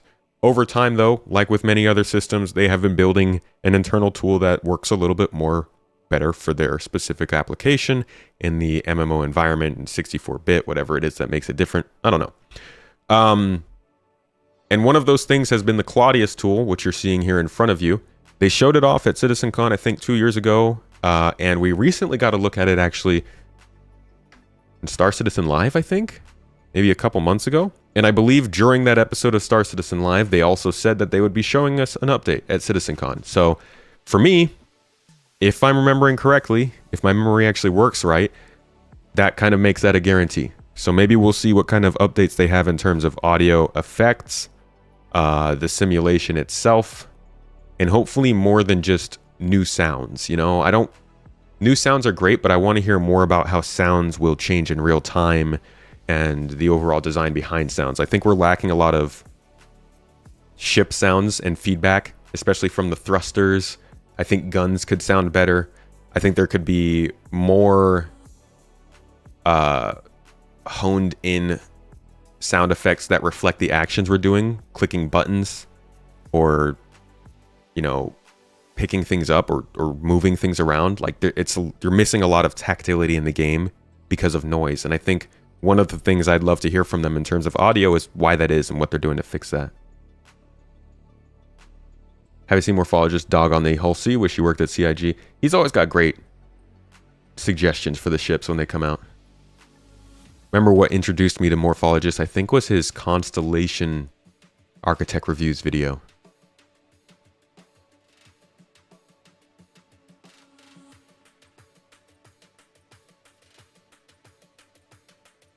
They mentioned the audio tracks are entities. Did that make anyone else nervous when they talked about adding more audio tracks?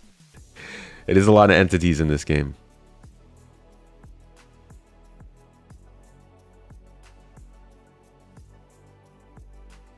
We did get the sound feedback video last month. Yes, two-parter. So yeah, I think they'll definitely have a little more to say at CitizenCon.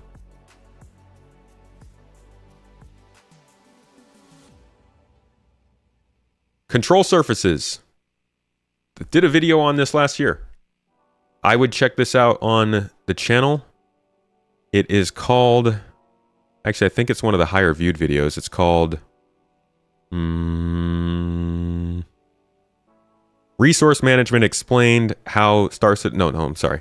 Wrong one. Here it is. You might not like upcoming changes to Star Citizen ship flight. Did I tell you guys I got a comment on this channel recently? I titled one of my videos, "You might not like upcoming cargo changes." And somebody came into the post and they were like, "You say most people won't like this, but some of us really like this, and this is what we've been waiting for. Your pessimistic and clickbaity tone isn't great lately." And I'm like, bro, that's not pessimistic, man. Some people might not like this. That's just how it works. That's what Star Citizen is. It is a decisive game. But yeah, there's a video that explains kind of these control surfaces and stuff. And it also goes into some discussion about the heat system and engineering. But control surfaces are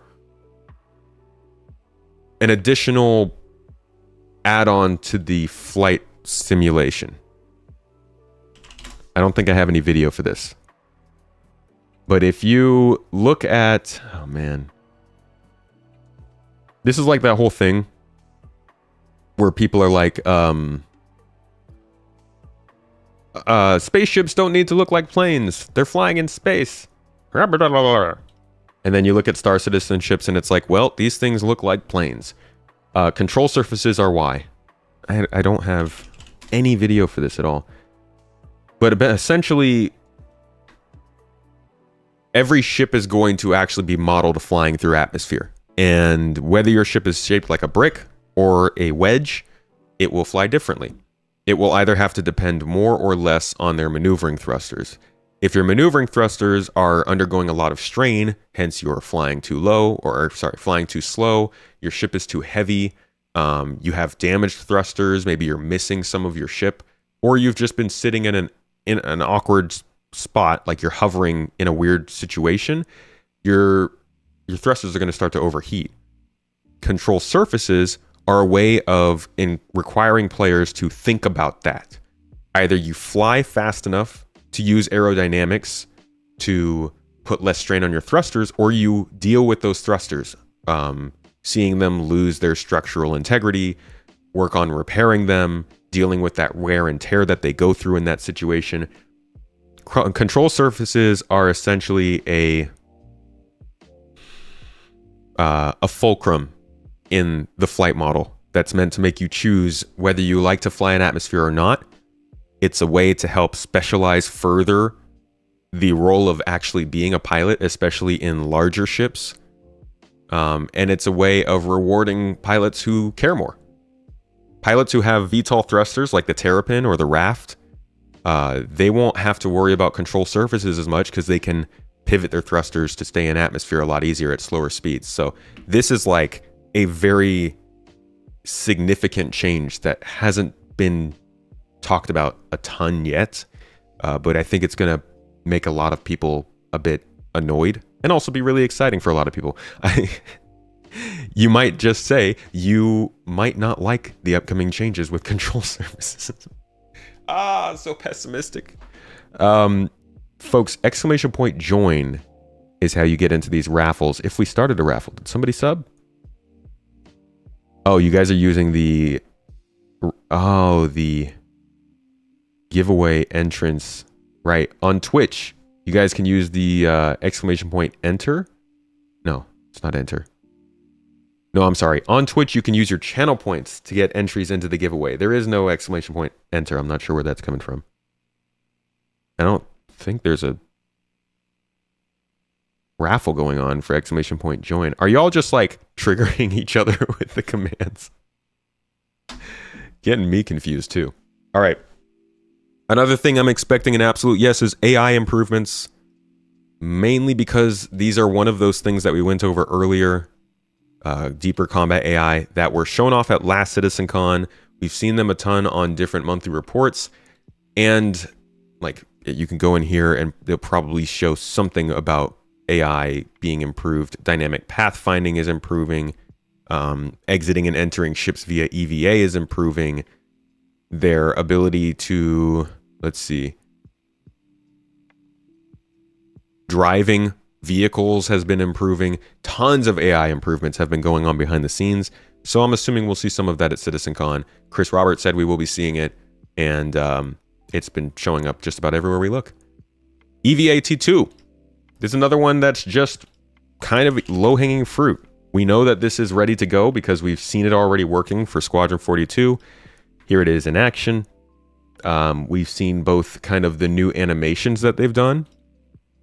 They sort of changed a lot of the prone animations around and used them for more of this kind of zero-G stuff to look a little more fluid. You interact with hard surfaces around you. You actually fly through space using your EVA thrusters. And you can even use your hands for kind of grippy hands maneuvering around the outsides of space stations and spaceships, which you can see happening. There, I kind of cut out of it, but it happens right there. And here is what it looks like when you're down on the ground. You can just kind of walk around on your hands and use them to get around, because the EVA thrusters are going to start to be limited. Oxygen is limited. Water and food are limited. Health is limited. Now EVA thrust is going to be limited. So you'll have to either fly around like this uncoupled, or use your hands to get around, or use a multi-tool with a tractor beam to get around. But EVA is going to change. We've already seen it in the engine. They've talked about it plenty. It has shown up on the monthly reports, and it's definitely going to show up at CitizenCon.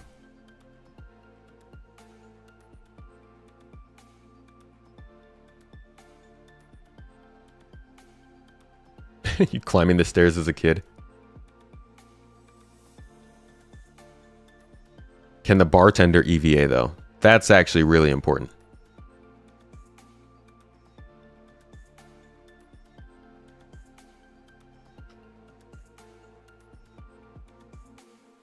You don't want to look like a superhero, you want a normal spacewalk like in KSP? Maybe you can. I don't know. Maybe they'll allow you to have the lame-o look as well. Oxygen is a non-factor in current PU. It lasts forever. That might be a glitch then. You're supposed to have limited oxygen when you go out into the vacuum.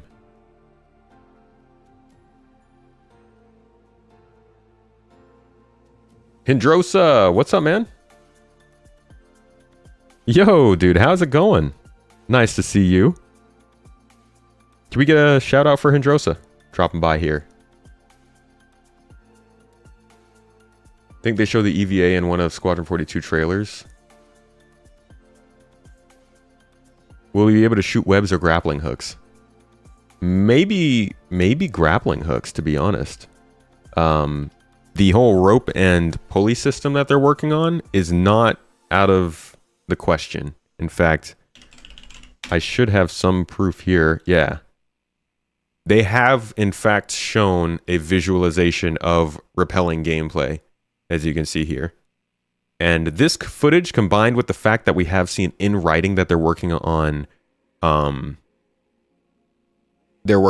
and pulley gameplay, makes me feel like maybe we'll see something like this for like getting around in caves and stuff. When you don't have a ship, but you also can't climb it naturally.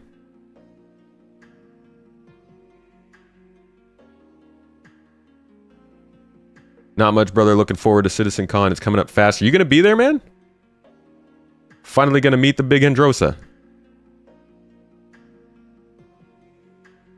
I think the standard flight suit should use oxygen for EVA maneuvers, which is just really used when you got no other option. I could see that. I think that the suit should use their EVA thrusters instead of like parachutes or something.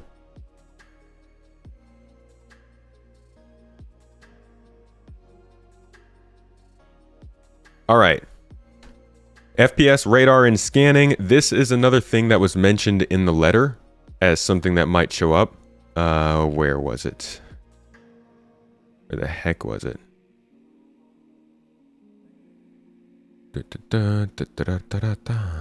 FPS scanning, something that he talked about for coming from Squadron 42 work. And it is another thing that we have seen actually happening in game at this point. So, could be another chance for us to get some low-hanging fruit out of the way. A feature that would be very much appreciated and super helpful for a lot of the stuff that we do in this game. I mean, just as simple as knowing where some loot might be in a room could be helpful. So this will probably come packaged with the new interaction system, which you're also seeing on the screen right now. We saw it at CitizenCon last year. We've seen work on it on the monthly reports, and they have basically been completely shut up about it all year. So I think they've been also saving this for CitizenCon. Arriving Wednesday, heading out Monday. Woo! Dude, nice.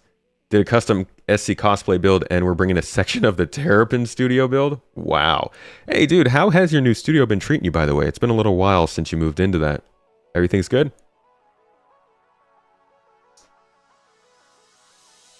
Should be like a mechanism to get you a one-time use. Your EVA suit fires explosively. All of it starts to just slow you down. I think the thrusters we have in Starfield actually match kind of what I think the EVA system should do. Not enough to fly around an atmosphere, but enough to get you 10 feet off the ground. In fact, I would say that system's probably too much. Maybe the one burst from that system. Because we also, sometimes you want to jump a big gap in a cave or something.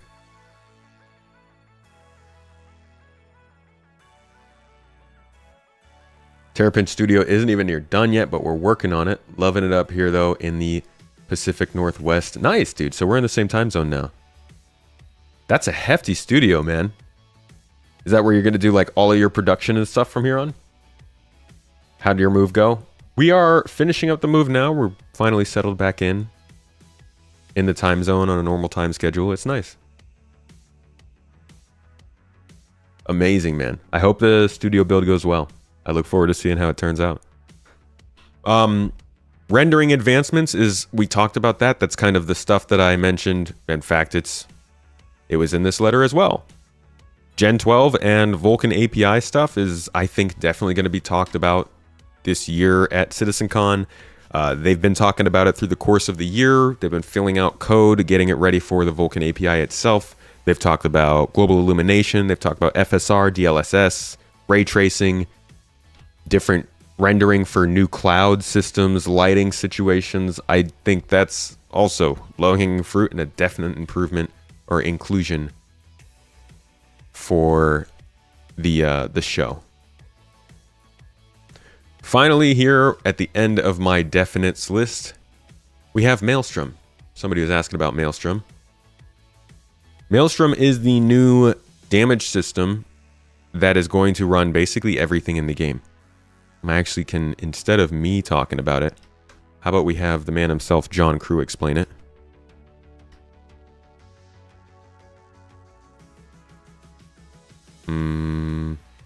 It is. This has been one of those, when we talk about things that hold up this system or that system, the idea of bullets and ballistics and everything passing through and damaging the components within a ship has been linked to be the keystone to so many other developments. Anything you can tell us about physicalized damage? Good news part two. Oh. So it is really under heavy active development at the moment. So physics team have done a lot of work in the last 6 months on it. We're now at a point where other feature and gameplay teams have joined them to sort of work out the quirks with it. The vehicle content team have provided assets of ships set up in this new way of doing things. Should caveat this, it's not a vehicle thing, it's an everything thing. Every destructible system in the game will use this. So whilst everyone sort of uses the vehicle example of like, bullets going through ships, it replaces the prop breakable system, it replaces the environment breakable system, replace the vehicle damage system. There's another one I forget. So environment teams, prop teams, vehicle teams, we're all working on this at the moment with a bunch of use case scenarios that are with the engineers. So it's more like an overall destructible physics system. Yes, yeah. People have probably heard the word Maelstrom in various monthly reports. We had not heard the word Maelstrom prior to this. I think that was a really funny slip up because after this they started putting the word Maelstrom in monthly reports, but not before this. And pieces. Checking whether that's legit or It's not. not I'll wipe the board when we get back. Right. So that's the name of that overarching system. It's definitely been said. In all offense, it's just the name for the system that they already knew was coming. Yeah. Yeah. Yes. It's the internal project name. But by giving something a name, you give it power. But Power. It's more than just the physicalized damage for ships. It is a global destructible physics system that we're not going to sit here and commit to it being applied to every single element of Star Citizen. No. There's always going to be performance considerations. But you develop the system, and then you start to see where you can plug it in and apply You'd find use cases for it. It'd be like a general system. Yeah. Okay. So that's really, I think that's mainly what we know about this system. I do believe it was referenced a couple other times, possibly in video, and it definitely showed up in monthly reports, as I said. But that was like our introduction to that. And as you can tell from what he said about it, it's pretty important. This is something that's going to be doing a lot of the heavy lifting in terms of our experience across the game when we're shooting other people, our weapons jamming, breaking, getting messed up and not working anymore, our ships disintegrating under us instead of just exploding when they take too much damage, even like your armor or like a barrel, I don't know, boxes carrying stuff, those are going to get damaged as well. So they haven't committed anything to this being in the CitizenCon or anything like that. We know that the only real working application of this is currently on the Gladius. So I think this is something that they're scaling more for Squadron 42. But if we're going to see Squadron 42, I believe we'll see this. And even then, if we don't, this still feels like the kind of thing they'd like to tease, because the damage system is a big upcoming thing and they seem to have it working in like small scales. Claudius is their audio engine. What about bedsheet physics? Probable or not? I think bedsheet physics are a guarantee. To be honest, the bedsheet physics are probably applied to a lot of other stuff by now.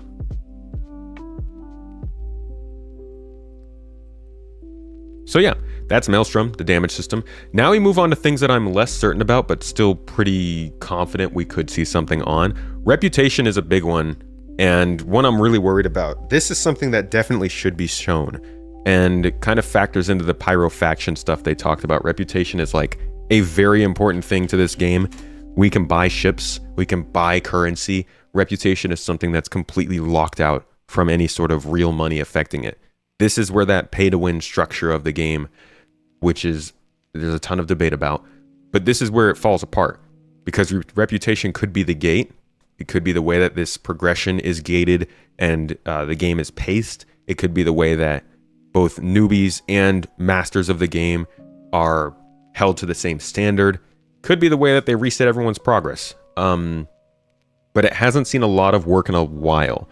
They introduced it, I want to say 2021 was when they first brought it in, and they kind of introduced it as this way to, like I said, progress, to make relationships with companies and individuals and work your way up those relationships to get higher pay increases, to get little bits of extra rewards for the stuff you do. And it sounds great. Honestly, the system itself is a good one, but they dropped it. They didn't work on it at all for probably 2 years or so. The team that was building this, I think, had to start working on something else. And since they just didn't have enough employees to get back to this, because Squadron 42, this has sat untouched for quite a while. Until earlier this year, when the missions team took over and started to apply new changes to the reputation system regarding, what have we seen? we haven't seen them enter the game, but they've talked about changes that will allow hostility to factor in. So if you have a bad reputation with a faction, they'll react to you poorly. If you have a good reputation, they won't attack you. We've also started to hear about how this might affect our services that are available in Pyro. But besides that, not too much else. So I think that there's a lot of room for reputation to grow and change. We've seen that they've been working on new occupations and jobs that factor into reputation. And since this team has finally picked it up after 2 years of nobody being in charge of it, maybe that does mean we've seen a lot more progress on it over this last year that they can show at CitizenCon. But who knows? We'll see. Reputation and honestly, org management stuff should be coming in now. Org management would be great. Org management was supposed to be in before persistence.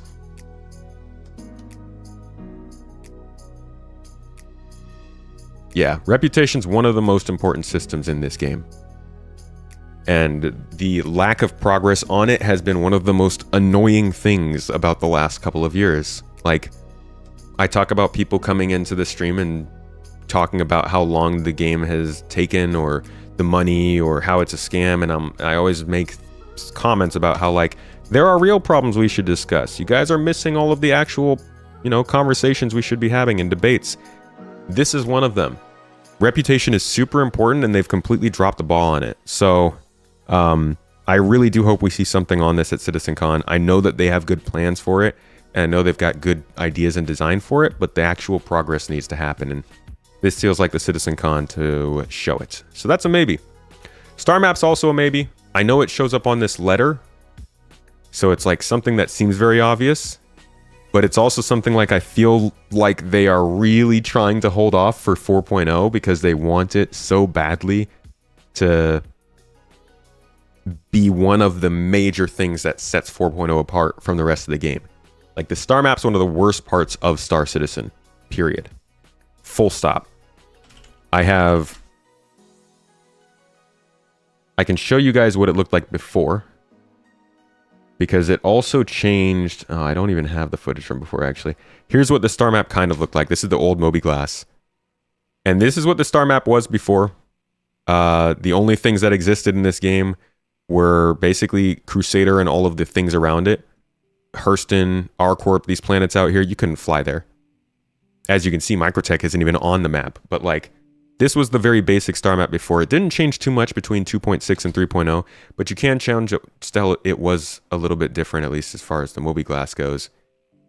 Before this, we had even a different styled map, and it just generally didn't work all that great. But when 3.0 came in, there was a significant change, and I think they want to do that same thing for 4. I just don't know if they're going to. Yes, Apposite. Agreed. Yeah, we spoke about the spirits. Not the SRV. Actually, the SRV is something that we'll probably see there too if it's not released by now. Or by then, so I'll put that in there. Data and cargo hauling updates. So, cargo hauling, we talked about this with the freight elevators and the persistent hangars. It's something they wanted to be in the game by now. It's something we've seen in ISC as recently as 2 weeks ago. Definitely something being worked on. I also said earlier that it's not necessarily something I think they would dedicate a whole panel to. So, a full-on update to the cargo hauling profession? Yeah, maybe. Throw that in with, I don't know, a small update to passenger transport? No, I think they'd stick to cargo hauling and just talk about the logistics and everything behind that they're developing. I think I have one other picture that shines a little bit of light onto that, which would be in this folder right here, and would look like something around here. Come on.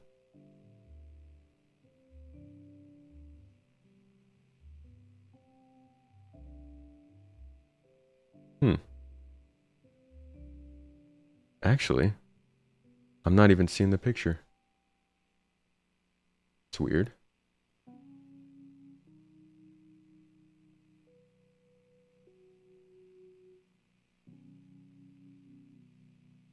What am I missing here? Timer?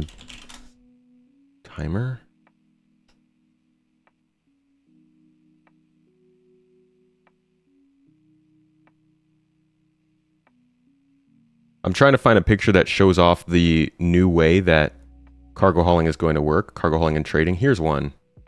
Here's one of them. Feast your eyes on that for a cool minute. This is kind of showing how cargo hauling will have timers. You'll have labor. You'll have to balance how much cargo and stuff you're actually loading. I have a better picture that shows all of this, but I'm not seeing it. What was this called?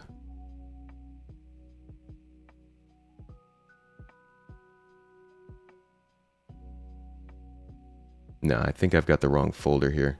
I must have misplaced it. But this at least shows some of that idea surrounding these big changes that are coming to cargo hauling. And I think we could see an update on this kind of stuff at CitizenCon that goes a little bit deeper into the details of stuff that we've heard about a little bit at ISC.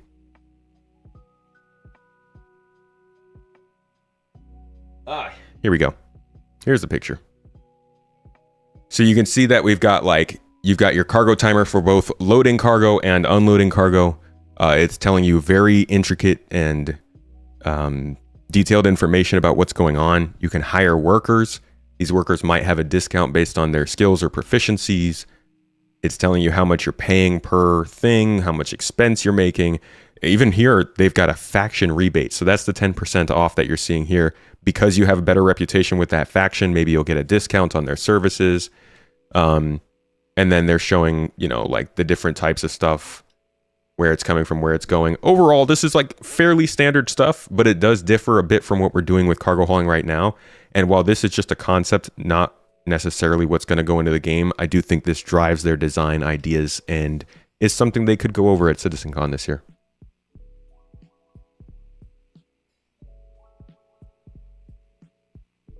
Fire, I was kind of including in engineering. Same with resource network and engineering. New damage system I've got with the Maelstrom system we talked about. Yeah, cargo missions as well. After that, we've got UI updates. The new map is part of that, the new star map, but also the new interior map, which we saw last year. Again, making it, I think, low-lying fruit. They can just give us another update on the stuff they showed us last year, which was a very cool-looking concept for a map. What they basically do is they take all of these very detailed designs they have in the game, because Star Citizen requires them to build everything down to the actual dimensions of the thing. In order to make a map out of that thing, they just take the asset, strip it down into a wireframe, and present it like this in the engine. So the idea then is that as you're scanning or discovering a place, you're just revealing more of this wireframe. I think this is a good thing for them to show at CitizenCon as well. This is something that they showed last year. They've talked about it at monthly reports, and it's crucial for Squadron 42. So they've probably been working on it quite a bit. Again, I don't know if they're going to do anything on this. It seems like it's possible. It would be something that would be nice for them to kind of slip in there somewhere, but I don't know what the full plan is. Besides that, though, UI updates also include the HUD. And they've been doing some work on HUDs that they've been keeping pretty quiet. We know they have diversified HUDs, like the Drake HUDs they've been working on, which I believe they scrapped, but still shows their ideas of making each manufacturer have different HUDs. I don't think we'll see that necessarily during CitizenCon, but I do think we might see the updated Aegis HUD, which I'll get here in a second. That one's probably already prepared for Squadron 42 and running in the Gladius. Now I do have... I do have the old version of what that Gladius HUD would look like. This is, again, an old version. This isn't what it would look like now, but it is the direction they're going in. You can also see another part of the UI update I think we might see is the FPS compass, FPS scanning. You can see those both up here at the top with emissions information at the bottom left and right. You can see the HUD update showing us our objective, our current objective in the mission. I think that's part of the UI update as well. And the mini map in the top left-hand corner also, I think, is part of the UI update. And then it switches over to the Aegis HUD here. Which is, it looks cool, at least for a movie. There's a lot of stuff going on here. And they did say that this specific HUD is something that they went back to the drawing board on. Not the drawing board, but they made some changes to it. And I bet you I can find...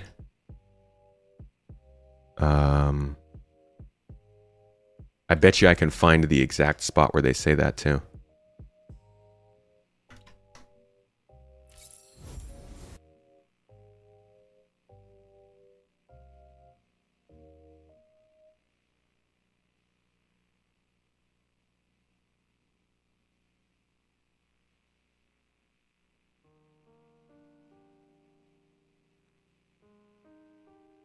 Here we go. A huge deal. So I know we have a clip for this. For folks who are really on YouTube, you can see we don't know what this looks like. All right. Let's take a look. Pretty sure this is where they tell us that. We have, so we can see it one more time here. So just to call out, that's going to be the old HUD.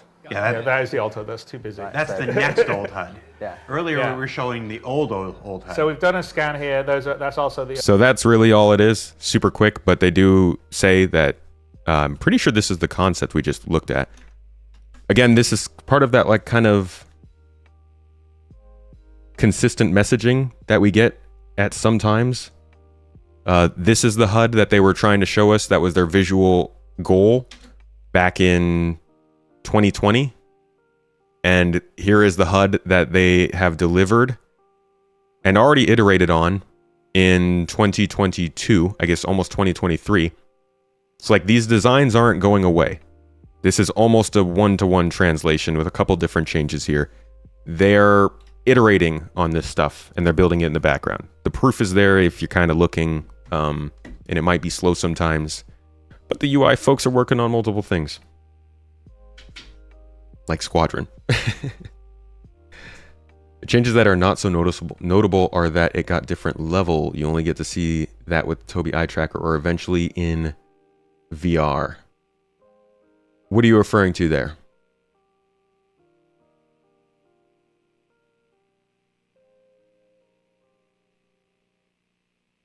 This is all very interesting to see as a newcomer. Hey, glad to help, Echo.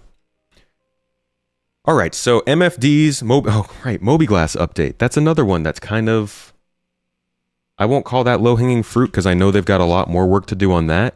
It has so many different apps. In fact, if we look here at the MobyGlass, like the rework itself, it has work scheduled to be finishing up.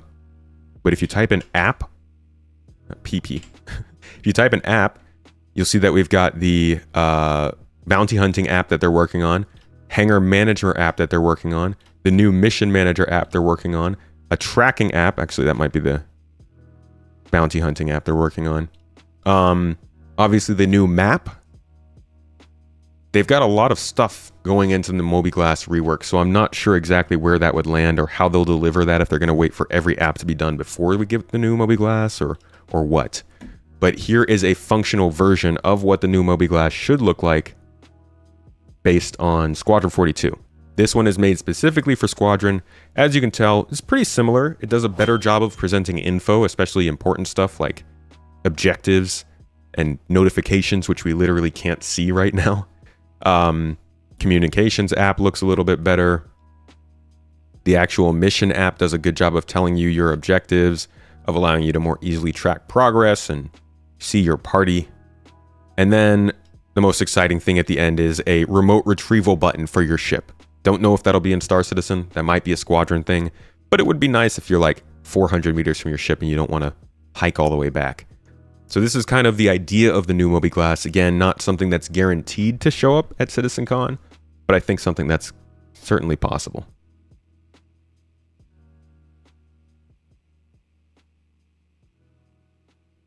Still kind of cluttered. I kind of like the cluttered look, but I get what you mean. New quantum travel. It's another maybe. This one is a maybe because we know they've been working on it, but we don't really know what it's tied to. The new quantum travel method could be tied to quantum boost, since that's probably going to require a rework to the quantum travel system anyways, and graphics and stuff. Quantum boost is something that we have seen in practice in using old graphics. As you can tell, these are canned animations from the normal quantum traveling method. But this needs to come to game with master modes at some point as well. So I don't really know. I'm not sure if Quantum Boost is going to bring in new effects, if they're going to bring in Quantum Boost and have it use old effects and then upgrade all of it together. So talking about Quantum Boost and regular quantum travel, I don't know what they're going to do, which is why I'm not sure if they're going to show that here today. If quantum travel was its own thing, then I think it would be further away. But I think Quantum Boost is something that we might see in the next year.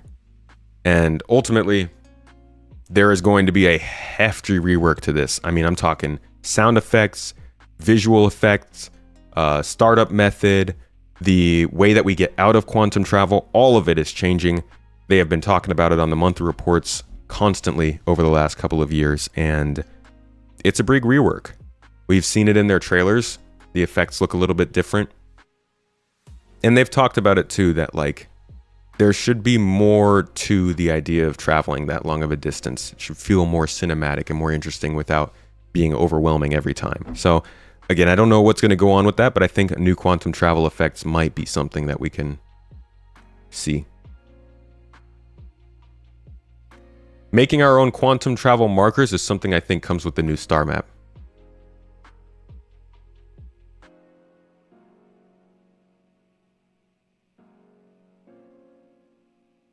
Yes, Quantum Boost is for short travel. Essentially, Quantum Boost is the new form of free quantum travel. That's actually the most important part to it. So the reason it exists is because you get places where you're going to be kind of like 40,000 kilometers away and you need to jump there, but they want to make it a little bit more of like a manual exploration process where you get to like this area and then you have points of interest that are very far away that you can jump to on a smaller scale.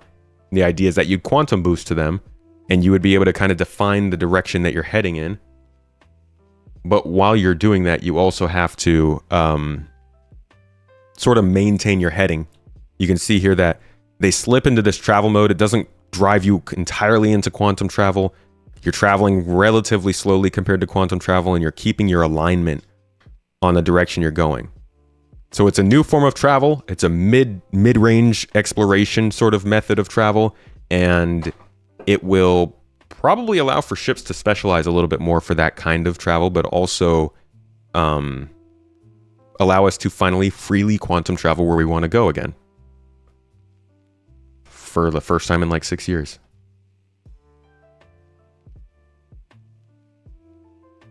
All right.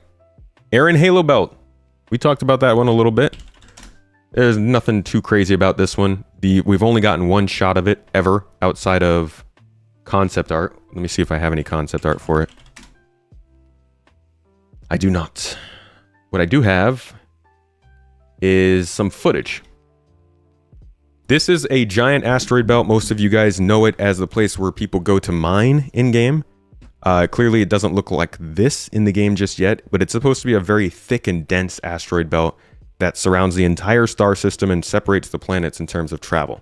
It's supposed to be very hard to get through, to the point where ArcCorp, as you can see in the distance here, had to create these artificial gigantic barrier gates that open up a clear path through the asteroid belt and act as a choking point or funneling for all ships going in between the inner and outer system of Stanton. So this is going to be something that complicates cargo hauling, complicates reinforcements, complicates all kinds of stuff regarding actual space travel. It's a big asset. It requires probably a lot of design thought on how this is all going to work in the large scale. But we haven't heard anything about it. This is from 2020, last time we saw it. I think it's on the back burner. It's not super important to them, but it will mark a pretty big part of the completion of the Stanton system. I don't know if we're actually close to that. I don't really have much context to tell us where we are in terms of the completion of the Stanton system with stuff like this. But I think this is something they could show us if they wanted to tease that out and kind of leave us with the idea that we're moving on from Stanton. But this is less likely, in my opinion, to show up.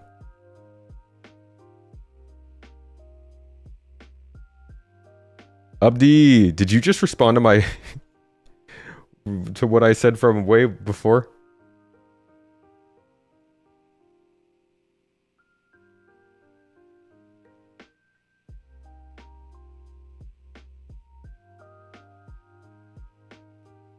Fauna, we talked about that briefly. I don't have much reason to think that we'll see fauna. I mean, they've talked about it a little bit.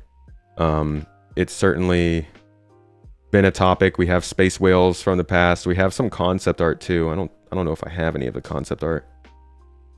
We got Boids. There's always that. That's good fun. And then I've got some like concept art for this stuff, but really there's not much to go off of when it comes to fauna. We don't know what they'll be used for other than maybe crafting or selling. It seems like they're unique to whatever place they're placed in. So you won't be seeing repeats of fauna a bunch, which means we probably won't see a ton, but they're unique. We've got the Boreal Stalker, which will be on Microtech. Big old Yeti bear looking thing. And we've got the space whales, which I just showed you. We've got the Pyro Whip Crab, I think it's called, which looks a little bit more creepy and will be native to Pyro. And we've got the, what's it called? I don't remember what it's called. I'm just going to call it the space cow. Tardy grazer or something like that. Something grazer. And I'm actually struggling to find that picture.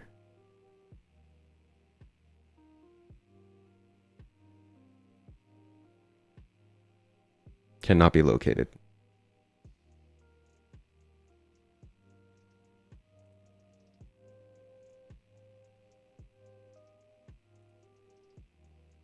I give up on the cow. So we've seen some fauna. It's something they could show. I don't think it's super crucial, so I put it in my maybe section, but you never know.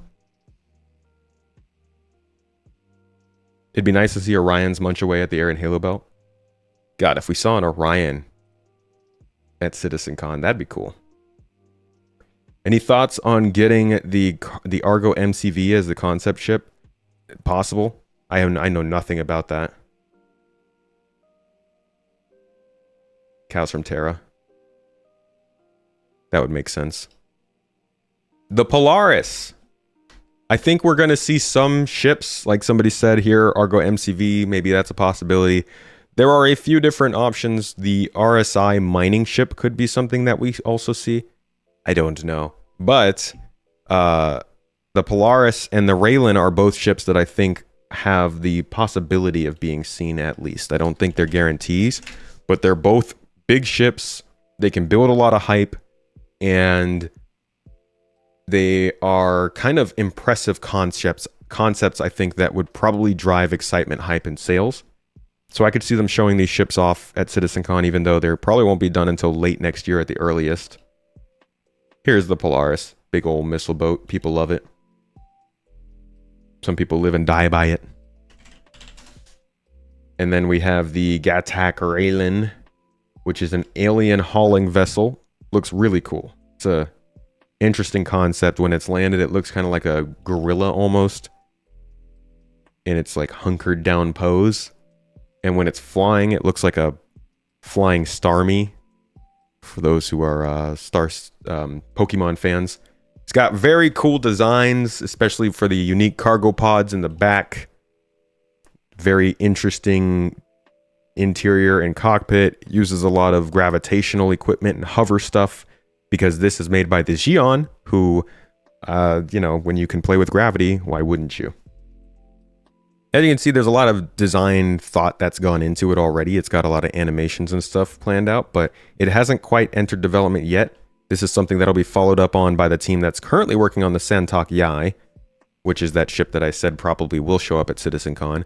For that reason, since the Santok Yai is not finished and development hasn't started on this, I think there is less of a chance they're going to show the Gatak Raylan off than the Polaris. This is a less of a maybe than the Polaris, but something we might still see if they want to build hype over the concept.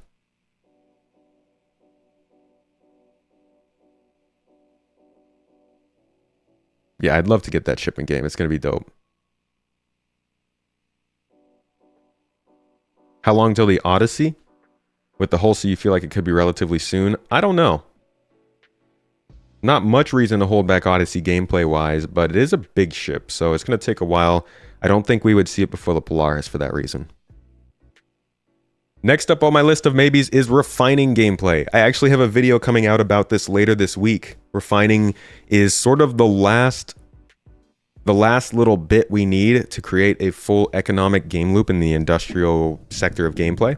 The only thing we would be missing is crafting. But if we don't think about crafting, which is a very intense gameplay option on its own, then we will have the ability to explore and find, mine and extract, transport, refine, and sell resources, all standalone from any in-game, entity-driven services. All of those things will be able to be player-controlled and completely in the player's possession, which I think is a really significant moment for Star Citizen. Never been the case. Marks, in my opinion, a really big step towards this game actually being a game. Entirely player-driven game loop, all based around a tangible group goal. That being said, we have to wait for refining gameplay for that to be the case. We've seen that refining gameplay is being worked on. We know that refining shows up in the progress tracker, at least refinery ships, as being worked on this year. And they've mentioned it in the monthly reports a couple times. What we don't have is any sort of design or Star Citizen Live, really, to talk about what that process is going to be like. They've talked a little bit about it way back in the past on both the Expanse Q&A and a couple other talks surrounding that the refining process will be shorter than the space station process, more included, that players will be able to do it themselves on both fuel and minerals, all that kind of stuff, but we don't know when it's coming. I think this would be something that'd be great to see at CitizenCon. It'd build a lot of confidence for the gameplay people who are looking for like more to do in the game. And it could also mean a couple more ships coming in. So it's on my maybe list. It's definitely on my I hope list. There's refining. Yeah. Thought they were going to just leave it out as a UI screen. No. Nope. You're going to be doing actual refining. You will have to create additives. You can either buy or craft additives and components that you put into the refining process, you know, like reagents and combustion agents and stuff like that. So it'll be pretty applied. Any words about AI crew? I don't have any expectations for that right now.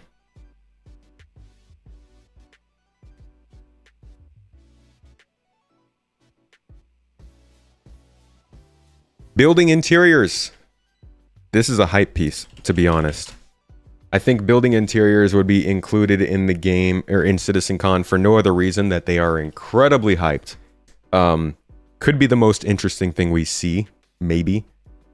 But it depends on how much they are willing to show us gameplay as well as locations. So for anybody who's wondering, building interiors are meant to be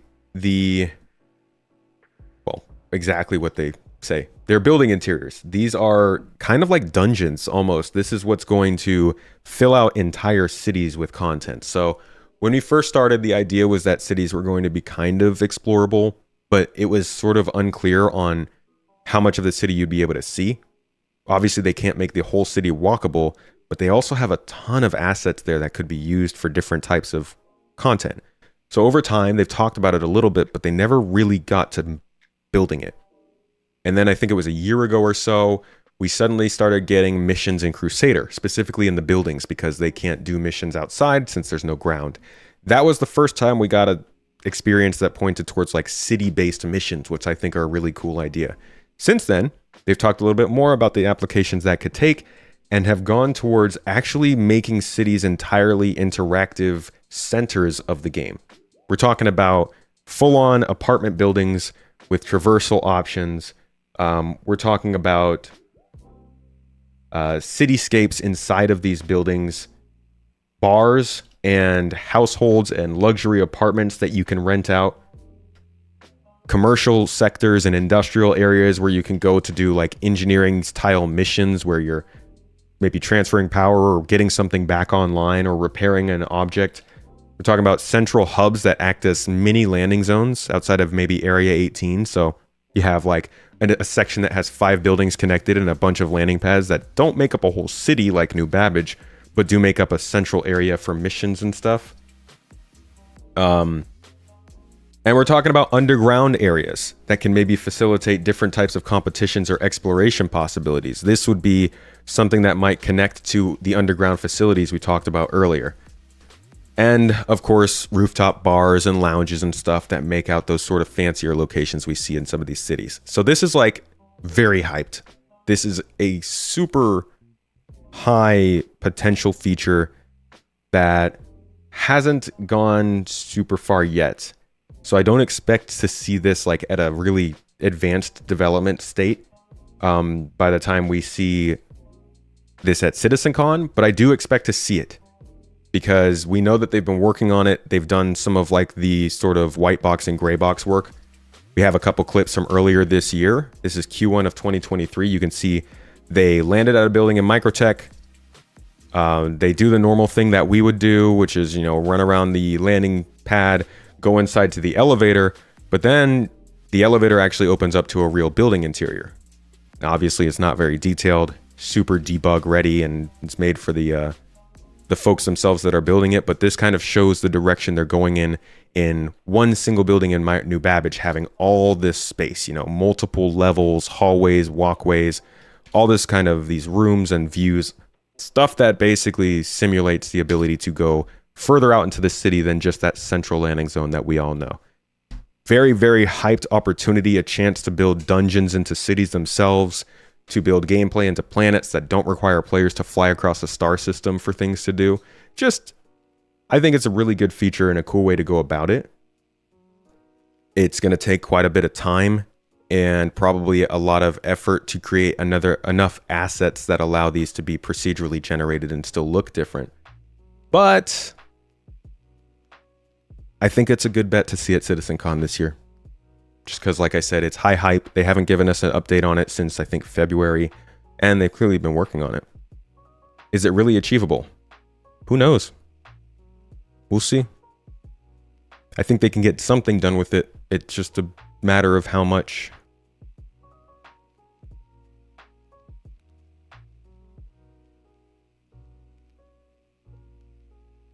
It is a big project, yeah. They're not just dungeons and missions. No, this is a big focus on these building interiors is also the fact that this is housing. These are apartments. These are instanced apartments that are just like the hangars they've talked about recently. You're going to be able to buy a place, whether it's in Microtech, R-Corp, New Babbage, Terra, maybe even Pyro. There might be options. And there will be residential areas as well as commercial, industrial, mission areas. There will be places where you can eat, places where you can meet with your friends and socialize. I think these are essentially going to be like UGFs, but in buildings. Because we can see a lot of like that same design language. Look at this. This is a building interior, right? This is sort of the design ideas that they have for building interiors, specifically Hurston Dynamics themed building interiors. Now, look at this. I'm going to find the concepts of their underground facilities. And you'll see, where is that stuff? Here we go. You look at the concepts for their underground facilities and you'll see very, very similar design cues. Here's the bearing one. So like the idea seems to be the same. These are like archetypes for the same sort of locations, I think. So I'm guessing the interiors will be kind of reusable. They're probably using the same system as well. Maybe not Rastar, but probably Houdini and Mighty Bridge. All right, give me 1 second, folks. And then we will continue with Bounty Hunting V2, which I actually already went over, kind of. Be right back.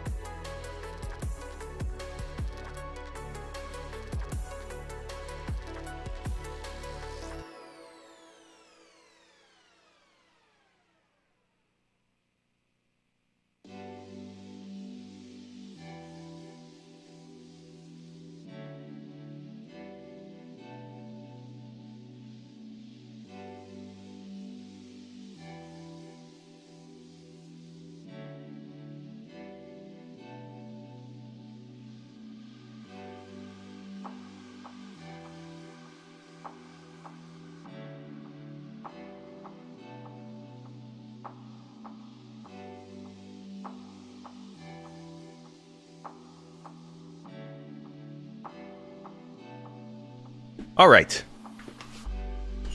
You guys get a little breather. Sorry. Get some time away from tomato jibber jabbering for how long have we been going? Almost 3 hours. You sick of me yet?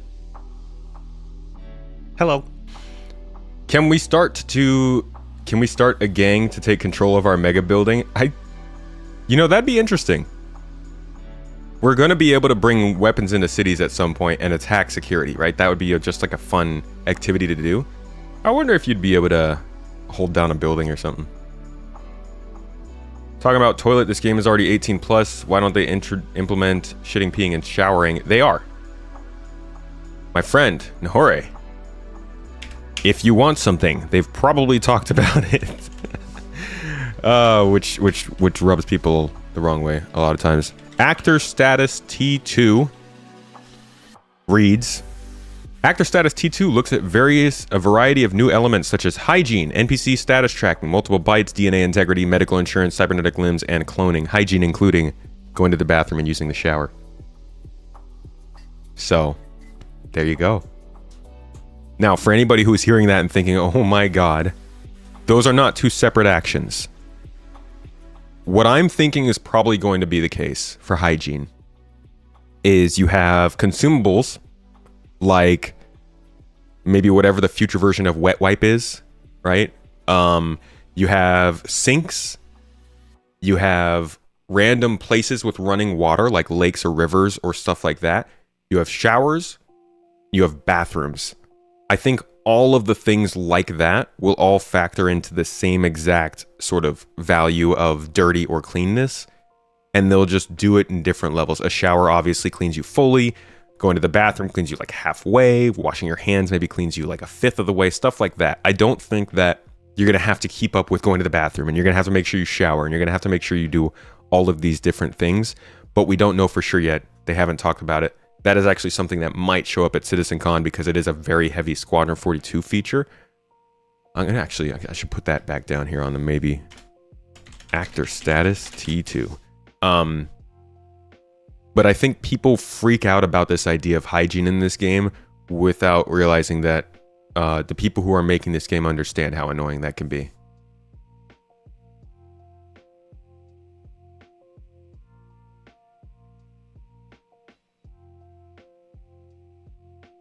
Yeah, it's not going to be Sims, don't worry. I think it'll be something I don't even think it will be as in your face as something like Ark Evolved. Or even like Red Dead Redemption 2. Maybe kind of similar to Red Dead 2. But the good part about this is that we are involved at every step, and that can be frustrating, but imagine your favorite AAA game. Imagine the thing that you hate the most about it, and then imagine that you were able to actually tell them that you hated it while it was being built. I mean, we have these communities, right?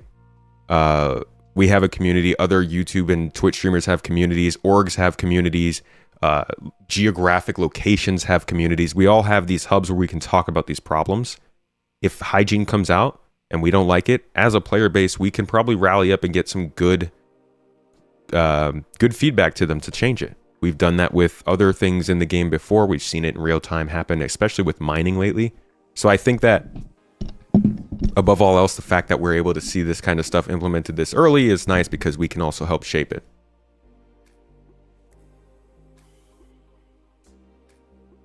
Also, as you get more dirty, AI are actually supposed to respond to that. So like, if you go see an executive for a job and you're wearing a spacesuit and it's super dirty and disgusting and you stink, they might not give you the job. That is kind of funny. I like that.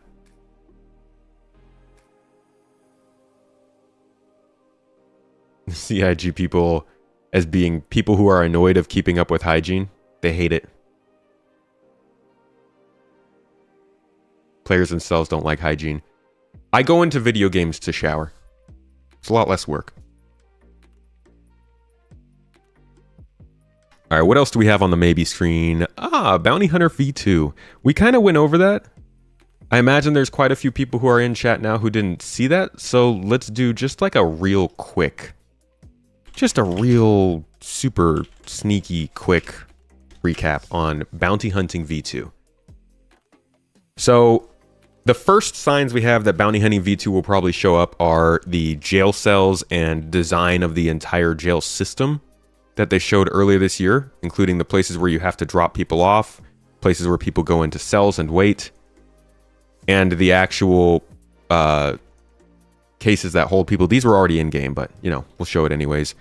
And there's been a lot of this. This is the bounty hunting station security stuff. They show how it all works and all that jazz. But there's something else we didn't touch on before that is a big thing that describes how this is working. So I said before that because they've shown us all this and we've seen so much of this in the monthly reports, this really comes off as something that is a no-brainer to show in this system. The one thing that makes me a little bit more hesitant to believe that we will see this is the other side of the system. That is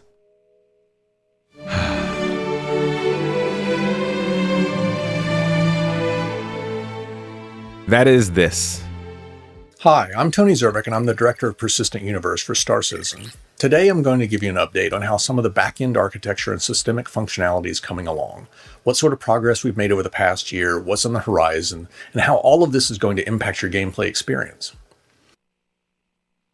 All right, so I'm sorry if that came through really loud, by the way. That surprised me, actually. Tony Z and the quantum simulation is probably the most enraging part of Star Citizen for the most amount of people. Most amount of people, I guess, who are invested in this project, who like this project. We've seen a lot of progress on things that get talked about. We've seen a little bit of progress on things that get talked about. And then we've seen things that get talked about for hours on end that make no progress at all. This simulation is one of those things. Now, I don't want to discredit the dynamic events that they've got. Odin system, it works. The Quasar system, I believe, also works in running things by schedule or by trigger rather than schedule. And the Quasar or the quantum system does have something going on in the background, but the level at which we've learned about this system and not seen any of it is becoming a bit of a meme, if not already. And as you can see in chat, everybody knows Tony. He be sleeping.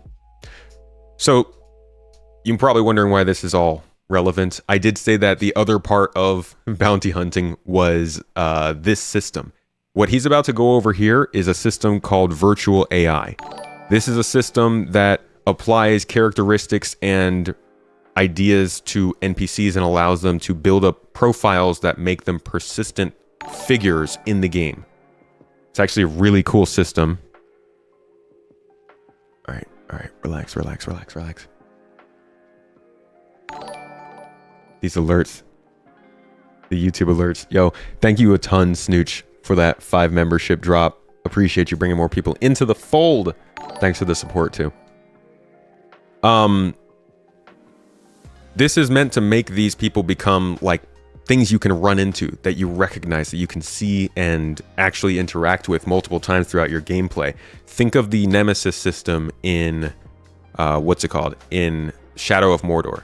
Now, this is all driven by something called virtual AI, which would be, I think, the thing that holds back Bounty Hunting V2. Thus, that's the part I'm not sure will allow it to be shown at CitizenCon. I'm going to let Tony, though, describe it to you because he's probably going to do better than I am, and it's a good watch. Here is how virtual AI will work in the bounty hunting situation. NPCs always execute some form of AI logic, regardless of whether or not they are in proximity to a player. Virtual AI is extremely lightweight and computationally efficient, stripping out all of the expense related to visuals and unnecessary details, yet retains the full ability to interact with the game in the ways that truly matter. Virtual AI executes within a backend service and can thus easily be scaled and doesn't put any load on the servers. VNPCs can seamlessly transition back and forth from lightweight, back-end-driven AI entities to full-blown, subsumption-driven NPCs, and are thus indistinguishable from an NPC that really did execute expensive subsumption logic all the time. Lastly, VNPCs gradually build up their own unique histories as they live out their lives. They evolve. Okay, so back to the example. Once the player gets close enough to Port Olisar, that area is streamed into existence, loaded onto a server, and the NPCs initialized to resume whatever they should be doing at that time of day. Now I'm going to introduce a VMPC pirate near the player, and they're going to immediately attack. After a few moments, the VMPC comes out ahead in this battle, and the player is killed. Because their crime was committed in range of an active comrade, it's recorded in their character history along with the time and location of the felony. An upcoming tracking app will allow you to access information like this if you've registered with the local authorities, so that the digital footprints players and VMPCs leave behind can be tracked. This VMPC's name is Dragon, and since they're now wanted in this jurisdiction, the comrade has affixed a real-time marker to his position. With the only player in this area dead, the server now streams Port Olisar and the comrade out, but as I previously noted, VMPCs aren't destroyed like a regular NPC created from a probability volume, and their logic isn't suspended like an NPC at a landing zone. Instead, VMPCs simply transition from their physicalized state, where authority over their actions is controlled by subsumption logic executing on a server, to their native ethereal state, where their virtual AI executes on the back end. Dragon now begins to exit the area, and the comrade continues to track his position until he passes out of range, at which point the real-time information converts to a last known position report. Don't give me that what's Port Olisar. It's a bit risk-averse, so he elects to head all the way out to Yellow, where there are quite a few transport freighters carrying valuable ore and little in the way of security. Okay, Dragon has arrived at Yellow's asteroid field and has now crossed back into range of another active comrade, so his real-time position is now once again being reported as indicated by both the character history and the tracking marker. There aren't any players in this area, and thus none of this is streamed onto a server. Everything you're seeing is a result of a variety of different services communicating with one another. VMPCs trigger probability volumes just like players, and Yellow's shows that there's quite a bit of freighter traffic in this area. So, Dragon won't have to wait very long before he generates an encounter. There's one. Dragon just caused the creation of a freighter, which itself becomes a VMPC so that it can react to what's happening via its own virtual AI. Dragon now engages the freighter. He starts firing on it. He's still within range of an active comrade, and thus this latest crime is added to his character history. He's now wanted for both murder and piracy, and the bounty on him just jumped from 6 to 10,000 UEC. Increasing the size of their rap sheet and the price on their head is one of the simplest forms of VMPC evolution, and over time we'll look to add additional ways for VMPCs to grow and increase their influence, from recruiting followers in an attempt to become a shipping magnate or a crime boss to offering their own missions. The captain of that freighter isn't going to surrender so easily. He's broadcast a combat assist service beacon that players can choose to accept, and he's offered a 3,000 UEC reward for his protection. Unfortunately for him, he's pretty heavily outmatched, and he's quickly destroyed, causing the service beacon to expire before anyone can come to his aid.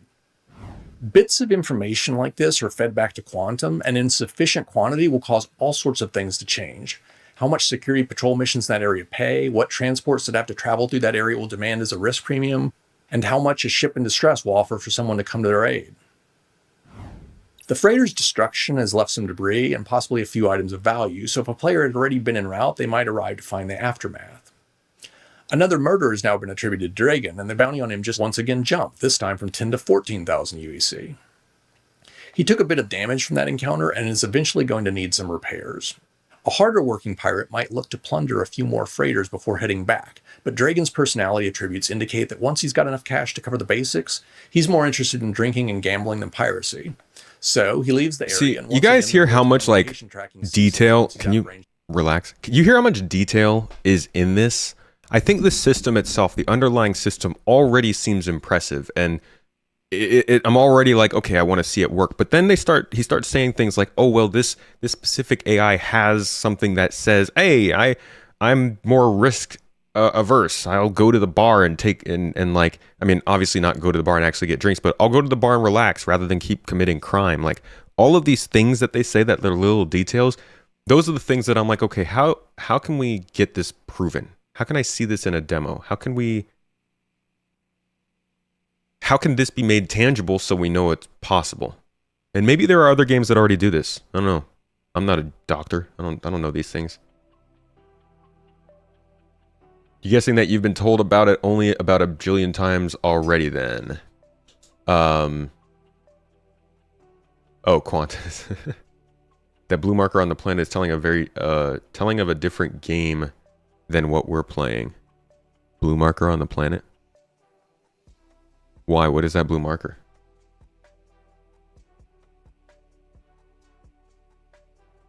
All right. Well, let's continue and see how this concludes. The comrade. He's heading back to Port Olisar, which is the closest location that has everything he wants. A fence to sell his stolen goods, shops to repair and restock his ship, and a bar where he can spend the remainder of his cash. The comm array near Port Olisar has been disabled, which means that Dragon's position isn't updated upon approach. The area remains devoid of any players, and thus it's still not streamed into memory. Dragon can therefore remain in his ethereal state and avoid a lot of computational expense related to maneuvering his ship, but he still needs to interface with the air traffic control service to request a landing pad and transition from his ship to the station. That's actually a really important detail. The idea behind these virtual AI are that they're using the same services we are. I think that's one of the coolest parts of this because it kind of blurs that line between PvP and PvE.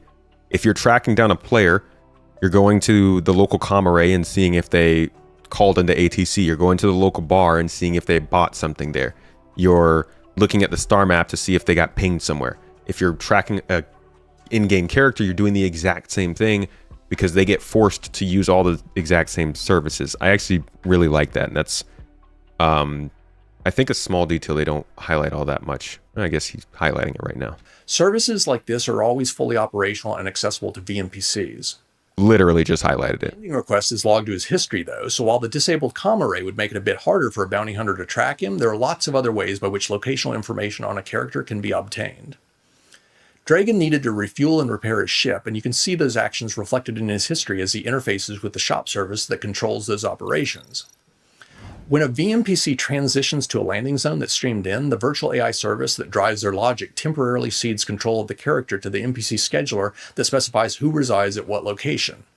This is the same foundation upon which the dynamic populations feature will be built, except that it will be quantum instead of the virtual AI service dictating the changes in the population. The end result is that if a VNPC is assigned to a landing zone and you're at that location, you can run into them like any other NPC. Dragon is now hanging out in the local bar, which was added to Port Olisar for the purposes of this demo.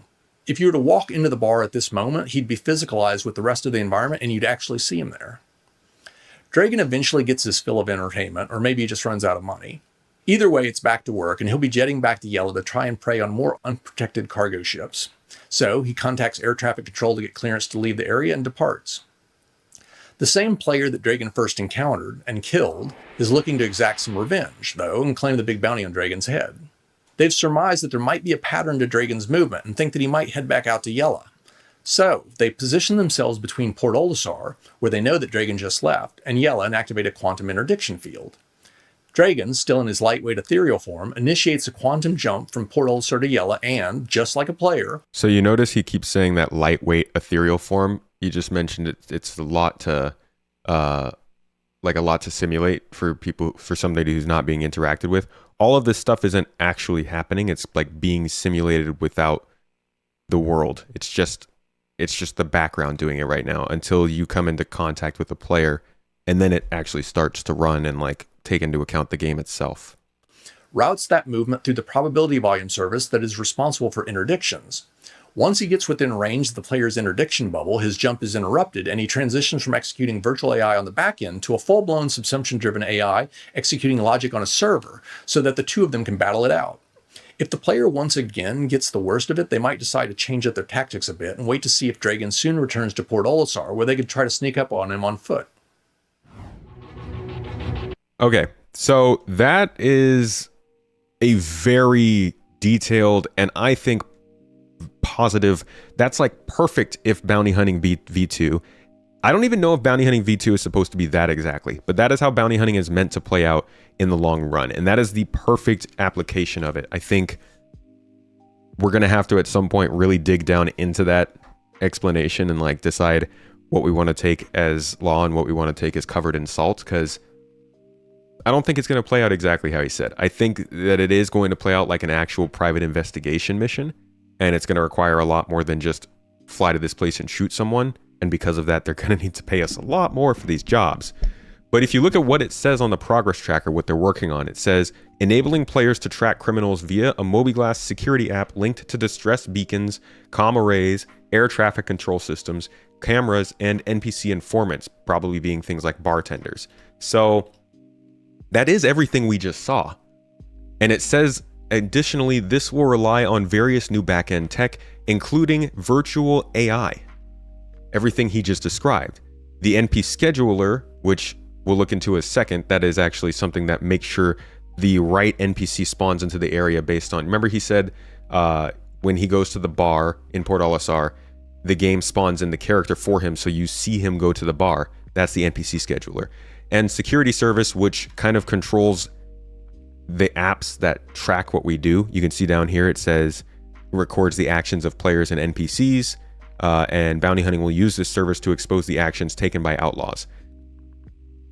And then, like I said, looking at the NPC scheduler, which actually just finished up some work this year, says it is meant to add and remove NPCs to the game, dynamically spawning them into and out of the verse based on NPC archetype, maximum number of NPCs in a given area, and the probabilities of those NPC archetypes. So, we've got Bounty Hunting V2 as a feature that has been discussed both on camera, used through 3D animations, and has now been confirmed via the progress tracker to include those things. We've gotten discussion on virtual AI, as well as an explanation of how they work, and mentions in monthly reports, as well as, again, discussion on the progress tracker. We've been hearing about the NPC scheduler, which also finished work earlier this year, and it's meant to do something we saw in the explanation of virtual AI, and security service, which we've also heard about, and have actually seen some AI stuff on in the monthly reports as well. This whole section points to a super in-depth profession for bounty hunters that seems like the first actual profession we're getting in game. Mining is great, but I don't think mining is anywhere as interactive as what they're selling here. It's also the first thing that really ties into quantum, and I think would be the first actual proof of whether or not quantum is going to live up to the expectations they've set. So this being a maybe to show up at CitizenCon, obviously could be a big deal. This could be a big make or break for our understanding of how their gameplay is actually going to work. Like, is it actually going to be good? Or is it going to kind of always be a little janky? That's why I have this in the maybe section, because I don't know if they're ready to show it off. But this is a big chunk of gameplay. It's a huge step forward for bounty hunting, going from just what we're doing now, taking a name and shooting a ship, to all this like private investigation, tracking them down stuff. We'll see where it goes. But that's that. I'm pretty sure at the beginning of all that I said I wasn't going to go too deep into bounty hunting, so you're welcome. Promising tons of stuff and saying amazing things in chat, but then months go by and none come true. Months definitely go by where nothing comes true, but years go by and a lot does come true. So I would say if you're looking for a return in terms of months, I would stay away from this game. But if you're more on the scale of you might be playing this game over the next several years, you're in for a good time, in my opinion. If this is the game you're looking for. Some people aren't going to like this game. How can an AI or player land if they have a bounty on them? Well, you'll still be able to land. It always depends on whether somebody is willing to take you on that bounty or not. Also probably depends on the faction, your reputation. Let's say that you go to Pyro and you have a bounty on your head in Pyro itself, but you belong to the faction of the space station you landed at. Nobody's probably going to try and take that bounty. But if you go somewhere else and the bounty's high enough, somebody's going to take it, yeah. Lots of moving parts, has a lot of potential for bugs. Way to describe Star Citizen. Why should the slower changing things be so much harder to come by? Why is it that kind of rapidly changing info so easy to come by, but info on sale, buy, sell prices for goods, location, and price for ship parts should be so much harder to come by? Those things might be made easy to come by too. I think for the bounty hunting information of like what people are doing, you're going to have to manually go to the place to get that info. Oh, another cool place, another cool way I think this could tie into gameplay is reputation. If you have enough reputation with the Bounty Hunters Guild, that might be something that allows you to carry non-lethal weapons into cities, when cities don't allow people to take weapons in. It's like one of, I think, the more obvious applications of rep in the game outside of just awards and payment. talked about the Spirit quite a while ago. Probably about an hour ago, maybe. It's all the way up here on the list. Yeah, they're still developing the core game.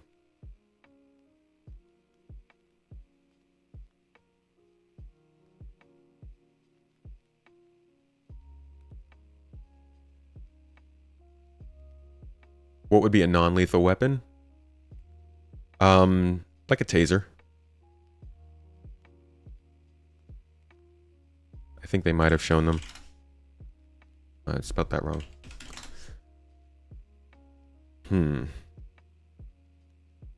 No, I might not even have. Maybe they've done a... Yeah, like this. So this is just concept art. They haven't put this in the game yet, but this would be the kind of thing bounty hunters will start carrying around. It's shown up on monthly reports a couple times.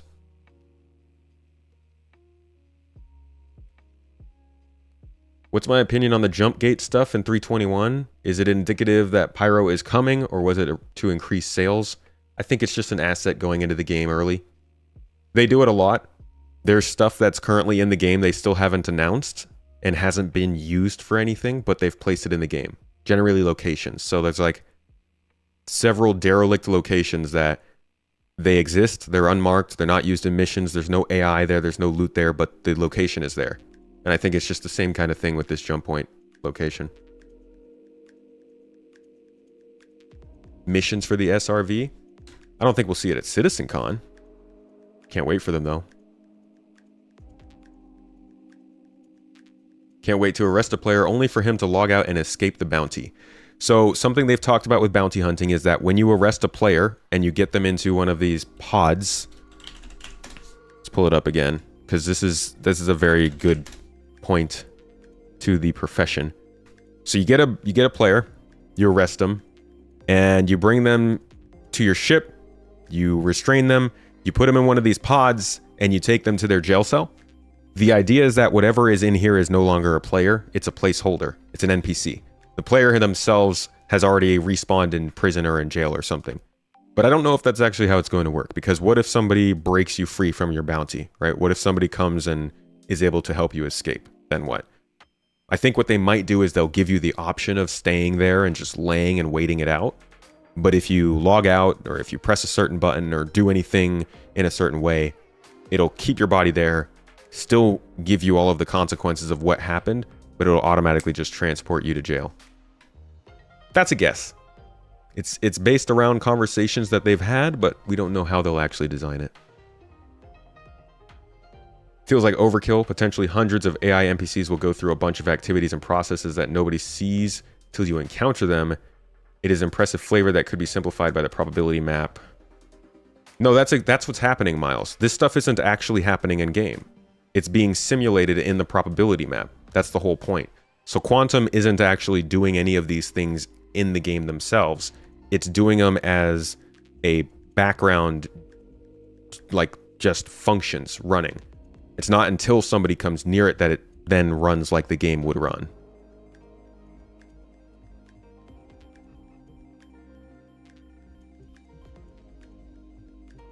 When do I think it'll be implemented? 6 months, a year, longer? I don't know. Depends on what we see in CitizenCon, because they haven't shown any gameplay related to it.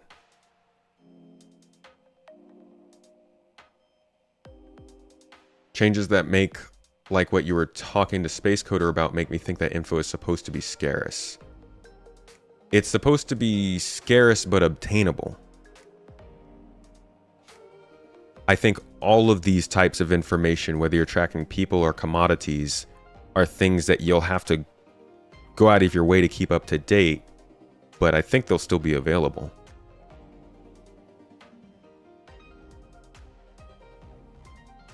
I think the SRB will be incorporated into salvage. Agreed. Pretty impressed CIG has managed to build a tech company of its size in the amount of time they have. Yeah. I mean, they haven't built a game, but they've certainly built an impressive portfolio for themselves. Let's move on to new caves. Caves are easy, actually, and I think they're not that important not important enough to highlight in a keynote or anything. So if these don't show up just because they're showing off like a Planet Tech update, maybe, I don't think we'll see new caves. But we have been seeing some new caves added to the game, specifically these new cave locations. This is a new way of them making caves. This is everything they learned from their first iterations of caves, which we all know and love. And they've put them into making new, more interesting, more vertical, more natural looking caves. And they started with this sandy biome. But they will be expanding this to the rest of the caves they already have, including the current rocky biomes, as well as creating new acidic style caves, ice caves, and I don't remember the third type, but at least acidic and ice style caves will be coming to the game. First, though, they'll have to apply this new way of making caves they've made to the old form of caves, which are these large entry style caves with you can fly into and land a ship and drive into. That's the old style, but they are larger than these new sand ones. We got this information in the last monthly report. I want to say August. Wait, have we even gotten the September monthly report yet? We're probably getting that this week, huh? So if you go to here and search for cave... Oh, I was wrong. It must have been July. Or maybe I'm making it all up in my head, huh? Cave? Uh-oh. I might be crazy. June? What? Am I just imagining this?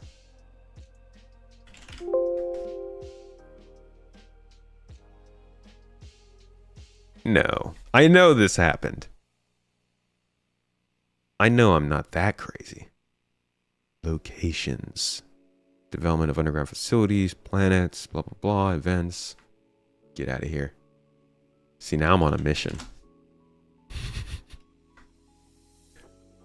Mandela effect. See, now we gotta confirm. Is this actually a thing? Am I speaking misinformation into the air? Extensive work on underground facilities, new Babbage, Crusader, blah, blah, blah, yeah. Derelict settlements. Building interior mandate. I swear. I do swear so. I read about this somewhere.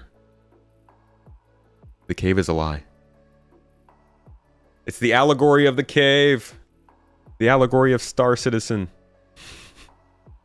They give you so much information you forget what's real. Locations. Come on. Signage, pyro, dioramas, foliage. What the hell?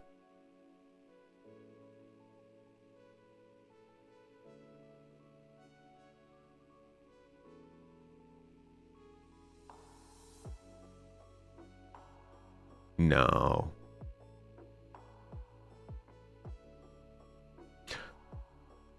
Is it a roadmap roundup?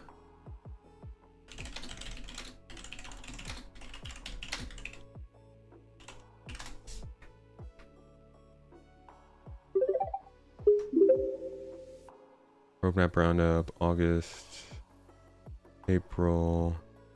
Dude, this is wild. Was it in an ISC?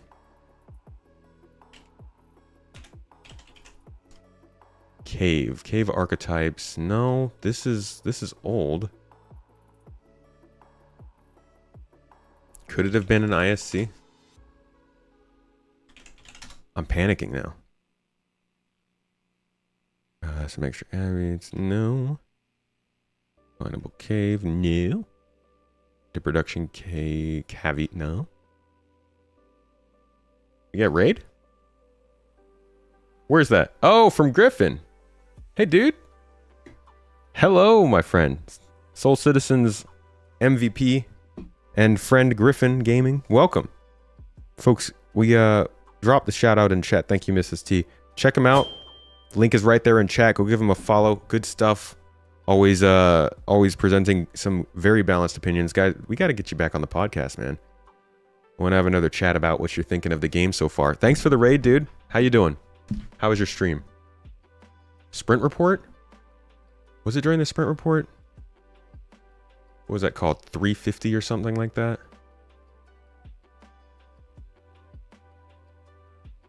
The single sprint report we got this year. I don't know, guys. I swear I read something about this.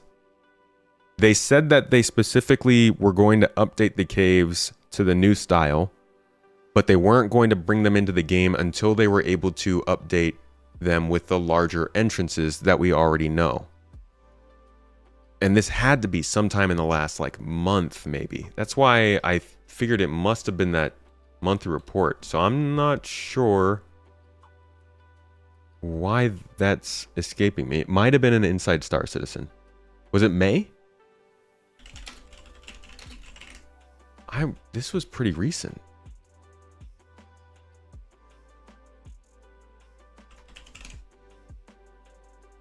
They also continue to work on the new interior, blah, blah. This is initially for Squadron 42, but will eventually be added to the PU, making navigating caves. No, that's not it.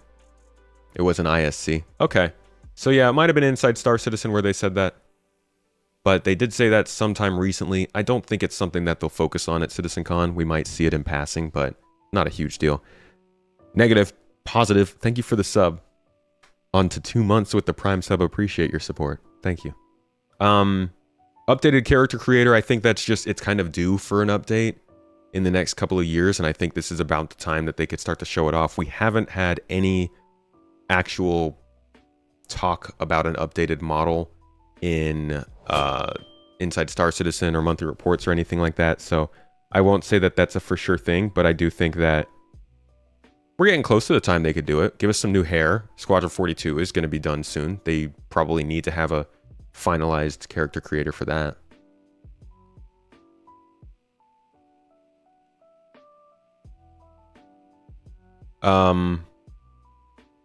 I guess I could put Nick's footage on here.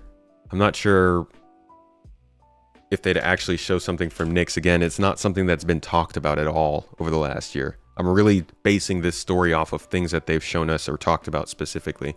And pretty sure they've been completely devoid of Nick's conversation ever since a couple of years ago. New ammo and damage types is just based on things that we've been seeing in the monthly reports, generally talking about new weapons and damage types and stuff. We also know non-lethal weaponry is coming up. The lightning bolt guns are coming up, or sorry, the Volt weapons are coming up, so those are also going to need some very cool weapons. These are coming up. They're going to be in Squadron, and they use a different type of damage, I believe. So we have a couple signs that we might get some different damage types and things like that, but it's not super. There's no like smoking gun for this kind of stuff. This is just, I'm throwing this one out there in the dark. I wouldn't expect it. Yeah, I think Squadron 42 will have a character creator.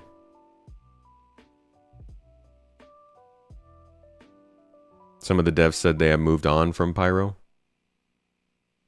Well, context matters. We'll see what that means. Finally, Quantum is at the end here, and I just went over my feelings about that when we looked at that video on virtual AI, so I won't run you through that again. That was a long one. But the quantum economy is like really needs to be introduced, or at least explained in some way, or updated. It's been like a year and a half. We're getting the cargo updates and mining. We're about to get a full industrial game loop. Everything is happening, yet the economy is still super static. So I think this is more a hope than anything. I don't have very many signs that this will actually happen, other than they formed the economy team. The quantum simulation got mentioned, I think, in 3 or 4 monthly reports this year, and everything else is moving along. Those are the only signs I have that this might happen, but this is more a hope than anything. The quantum economy has to show up at CitizenCon. Sure wish they would change the energy weapon shake on charge up to just an overheat penalty. Can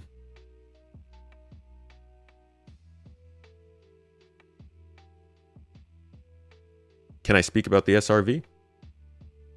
I mean, it's a capable ship. It's going to bring a lot of new gameplay to the game, but like the Hull see it really depend on how much of that new gameplay they expose to us with it. Being able to tow ships and mineable rocks and boxes and stuff is going to make it a powerful tool, especially when they start to restrict the tractor beams. Actually, when they do this, I think they're going to restrict tractor beams so that multi-tool is not going to get you very far. It's going to get you 1 SCU boxes and maybe 2 or 4 SCU boxes, but you're going to have to use vehicle tractor beams and also handheld tools to move anything larger than probably your own body. So there's going to be a lot of switching around. There's going to be a lot of carrying multiple things. There's going to be a lot of specialized players who carry around the tractor beam tools in order to be the person who loads ships. This thing. This is going to be something that bridges the gap in a big way between the ship and the multi-tool. And it's probably going to be that thing that sticks with the dedicated cargo hauler in your group that makes sure your ship got loaded correctly. But yeah, this SRV is going to open that kind of gameplay up a lot, and it'll mark when that starts. But we'll see what they open up to us, missions or any sort of reward for doing those things. What am I most excited about? I would say I'm probably most excited about a background simulation actually running. I didn't come from multiplayer games, so I'm not that stuck on a multiplayer game. I've learned to love it. This game has taught me to love multiplayer, but I'm not tied down to it. I don't need 500 people around me to make my time enjoyable. But if I was seeing cargo ships and combat ships and passenger ships flying into space stations as I'm leaving, if I was seeing families chatting in the lobbies of these rest and relax locations getting ready for their passenger transport on the Starliner Genesis parked outside to continue, if I was going to a mission and finding a hurt civilian that could give me money for transporting them to a nearby space station, that's what I want. I want to live in Star Citizen, you know, and I think we're still pretty far from that. But that's what I'm most excited for to see coming together, because it's definitely starting to come together. Never really did before. And I think that's because it depends a lot on AI.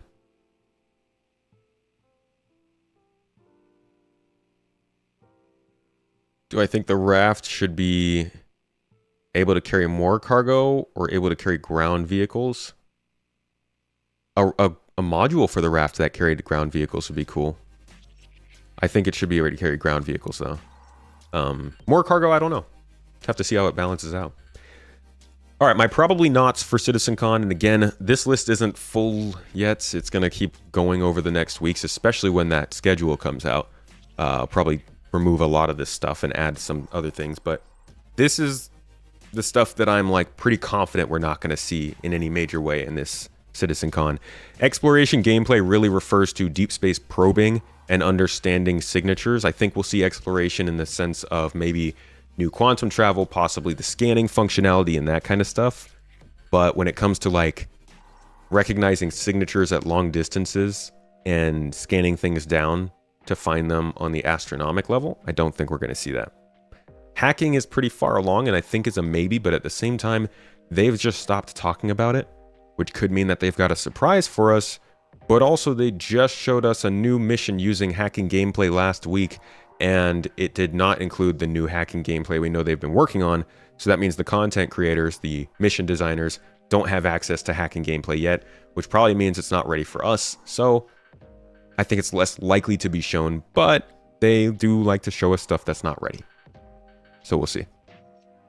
Finally, mop and bucket gameplay. Because, you know, mop and bucket gameplay. That is a thing, by the way. It's not just a joke. It's only kind of a joke. I've got my tongue in my cheek, as the kids say. But mop and bucket is something that has taken 92 weeks to work on. Mainly for AI, though. This is like a Squadron 42 feature. This is Bedsheets 2.0. It's not a big deal. It's just fun to joke about. You want to be a badass hacker, hacking from his ship. Hacking hackers from the hacking ship. Yeah, it's going to be in Squadron 42 for sure. It's 92 weeks for this, but keep in mind, this isn't 92 straight weeks.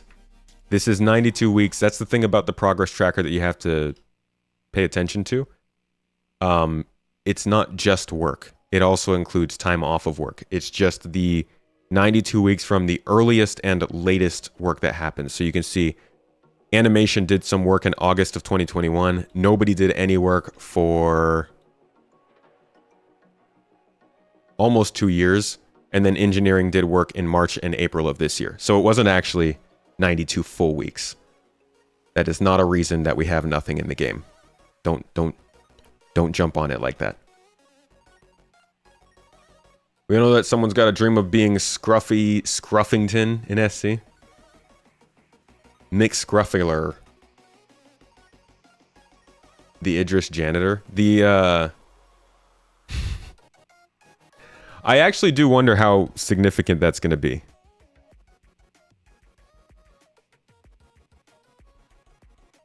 No guns. Maybe they got some chip that prevents them from shooting. No guns.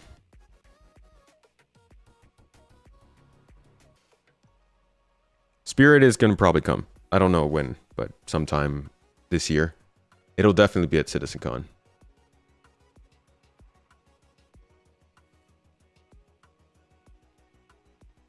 Think eating should take longer at a restaurant and we...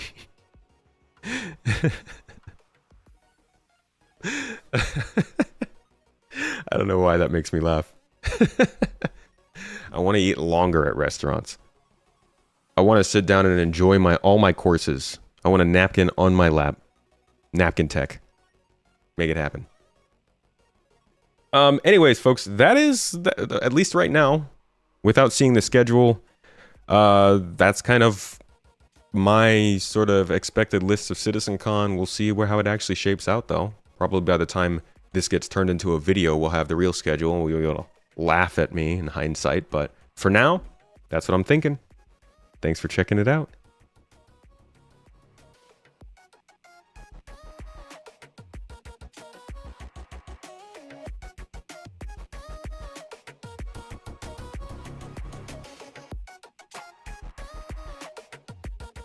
What about base building? Remember at CitizenCon mentioned last year? No, I think base building's still pretty far away. Cause oh man, they've still got to get their Rastar tool figured out. Oh no, I don't think it's asking too much, Brightside. For some reason, it just made me laugh though. But I get what you mean. Different levels of foodiness. It would be cool to punch someone in Armistice, so guns got a chip that doesn't let them shoot, but they can't prevent me from going full-on kickbox on some random NPC. I think the plan is that you'll get guns stripped from you when you go through customs, but if you know how, like through underground facilities and stuff, you'll be able to sneak guns into the city. Thank you, Scott. Glad you enjoyed.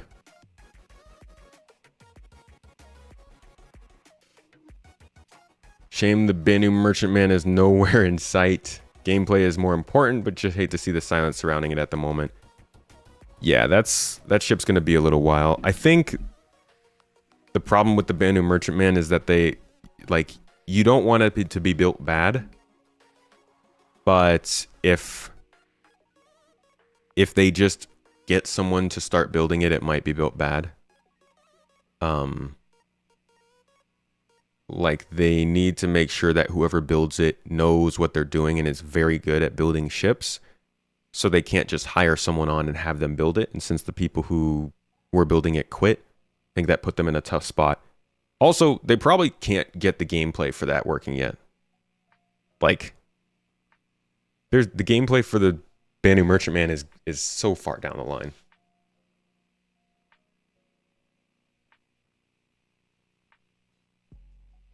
What is Mop and Bucket? It's just literally janitor gameplay. Or janitor, not gameplay, but like the AI janitors. What about explosive decompression with people flying out? It's a thing. I don't think that's something that we will see anytime soon. I don't think they're really focusing too much on it. But it's something that The room system bleeds out, so we know can hear this here. bleed out. And here we go. This is a test. And when the doors open, there you are. There's the vacuum out there, and then there was oxygen, and the room system bled out to there, and it was done. And it only happened when the door fully opened, because that particular in the test there on the door, that was basically saying once it's opened, I'm open, versus I'm open. As you opened, it would increase, which would be something we would fix. This is just a very So, very definitely something that's going to happen, and they've tested it already and shown us it in functionality. I think with the room system, with engineering and life support happening, it's probably something that'll happen after that. Next couple of years. It's always the next couple of years, right?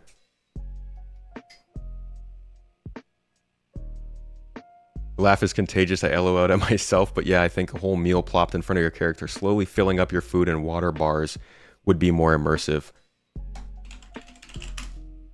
We got footage for everything, you know?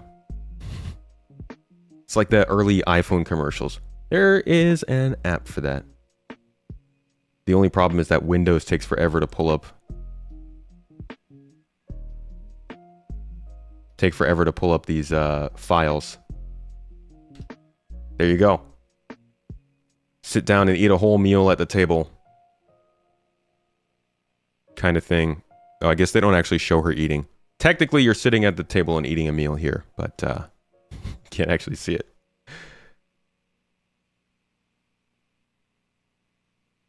Hopefully the gameplay for the Banu Merchantman might be better facilitated by the anything can snap to a cargo grid feature they're working on. Yeah. Longer it takes, the better it probably ends up being. You'd be fine just having it as a glorified hauler, but they won't release it like that, you fear. Yeah. And like I would want that too, to be a glorified hauler, but at the same time, I'd hate to have them then go back and rework it, and it takes longer to get in the game, you know? It's like, that's my problem with Star Citizen, is like, you're kind of validated to be unhappy about how long certain things are taking, but when it comes down to it, there's almost nothing that can be done. There's just too much scale. They expanded too much, and now we're seeing the consequences of that. But at this point, there's nothing that can be done. They can't hire more people. Stability-wise, that's not safe. It would require them to continue to pressure for more money. And also with the possible recession coming on, it could lead to a lot of reactive cuts later. And they can't move more people from another part of the company to work on this kind of stuff, because those people need to work on Squadron 42, which would be that kind of safety basket of money that we need in order to continue the Star Citizen development and to kind of pay for these things they've been doing. So like, stuck between a rock and a hard place.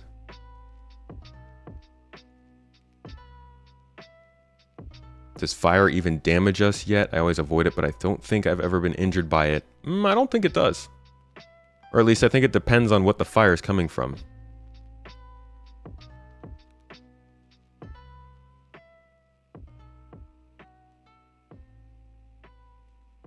Want to be able to get a hamburger and stick it on someone's forehead? What?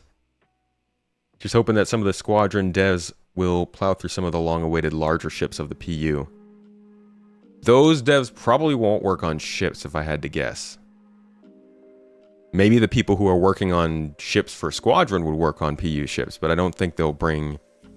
Maybe over time they might make the ship team bigger. But they'd probably be better off doing whatever they were doing just in the PU, right? What's one thing I hope they don't spend time on? I don't care about boats. I think if there was one feature that I was really just kind of like, meh, on, it'd probably be that.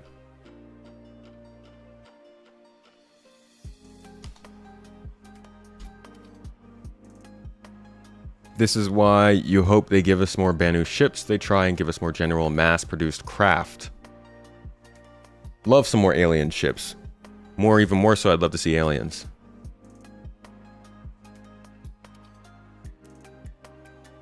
Didn't they say they finished all the Squadron 42 ships? Maybe. Maybe just the capital ships that need fixing.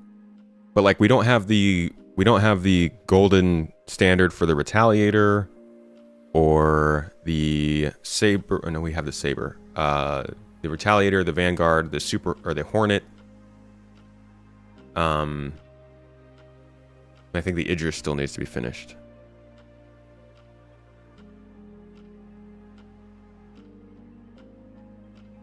Oh man, for science, I don't even know what I'd want to see.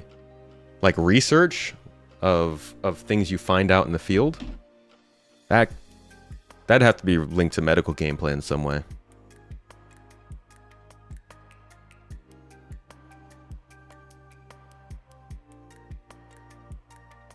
All they'd have to do for a boat is to make the origin ships float. Yeah, the 890 jump's already good enough, right? The Reclaimer needs a redesign. God, yeah. And that's a bummer. That's kind of like that's the case for not doing the Merchantman, right? Is the Reclaimer. That ship struggles because it was made before the gameplay. Any speculation on why they didn't put Squadron 42 in the PU? Like, that would be the core story we can all follow. Nothing about it seems to warrant solo gameplay. Likely because they don't want any interaction with the story when it's happening. And the nature of Star Citizen allows almost anything to be interacted with at any time. It's like you wouldn't want to have a bunch of players dive bombing a planet on Odin or in Odin while you're playing through the campaign. So they want the campaign to be really cinematic, you know? It's also based in time, so it's separate from the PU.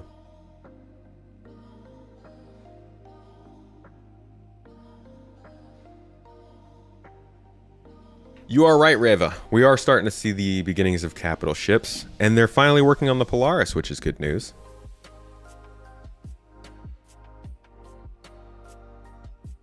Oh yeah, science could be linked to mining and refining as well. Crafting.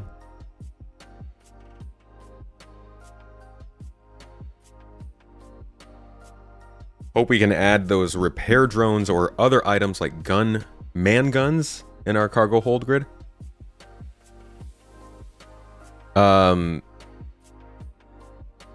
Repair drones. You know, that's actually something I didn't think about for this list. Let's think about drones. We haven't heard much about drones, but the one thing we have heard, I probably won't be able to find it. John Crew mentioned, I think last fall, that Squadron 42 requires the use of drones. Or, yeah, no. It requires the use of something. And, ooh, was it here? Yeah, I think this is it. Holy crap, we found it. I love you, Starchives. All right, let's see if this is where he says it. That will Yeah, this is it. Okay, here's the last thing we heard about drones. I don't think this means that they'll be coming anytime soon, but maybe near the end of Squadron 42 we could expect them because of this. Let's see. Short answer, no. There's nothing to specifically talk about. Slightly longer answer is there are multiple scenarios in like Squadron, mostly in like the side missions that make use of them. So they are on the vehicle feature team schedule in the near future to essentially do like a lightweight ship IFCS that is remote controlled that will be the foundational aspect of drones in the PU. So that's not really much, actually. Even the fact that he says not only were they not working on drones yet, but that they are working on a prototype for drones. And since this was August of last year and we haven't heard anything about it since then, I kind of doubt that they've actually done much work on it or any work at all. So I don't think we'll see it anytime soon, but it's an interesting feature. Drones are going to be interesting to see how they work. Fully separate sort of way to interact with the game than we've had so far.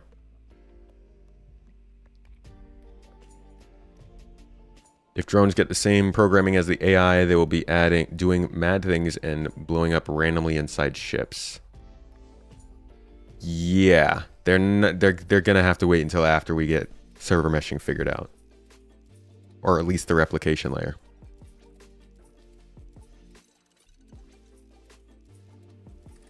Hoping we see combat drone ships eventually, like a small carrier that dispatches piloted single-use kamikaze drones. Those would be expensive.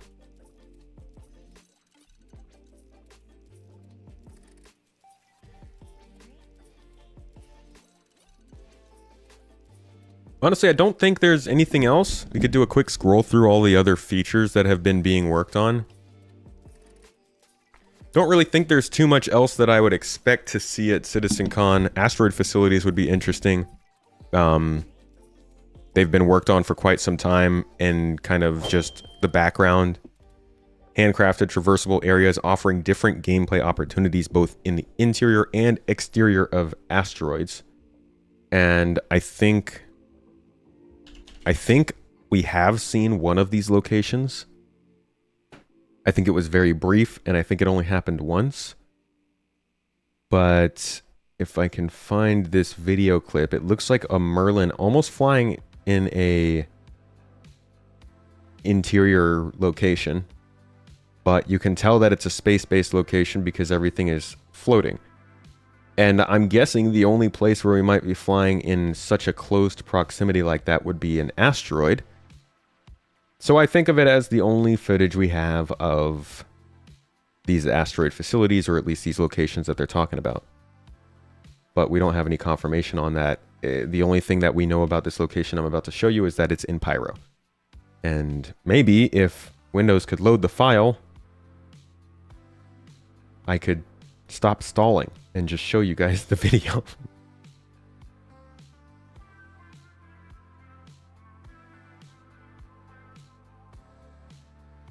One of these days, it'll load in. When do I think we'll see the Endeavor? Probably after the game has been finished. The Endeavor is... it's going to be a while. If they're smart about it. I would hope that they won't put it in game before it's ready, but who knows. So this is what it looks like. You can see that like there's kind of like stone looking structures on the right and left side here. But it's a very enclosed location with a lot of like kind of debris and stuff. But you can also see the space dust flying past them. And you can see some stuff down here that's like floating in the air. So this is clearly a space location, but it looks like it's inside of a massive rock. So the only thing I could think this would be an asteroid kind of facility or location of some sort. You know what, actually? Do I see stuff floating? Now that I think about it, I don't see anything floating. I thought some of these rocks were floating before. But maybe this is just underground.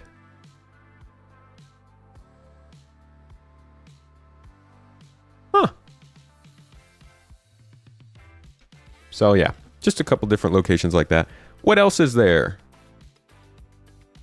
Bounty hunting, building interiors, cave archetypes. That took us for a trip.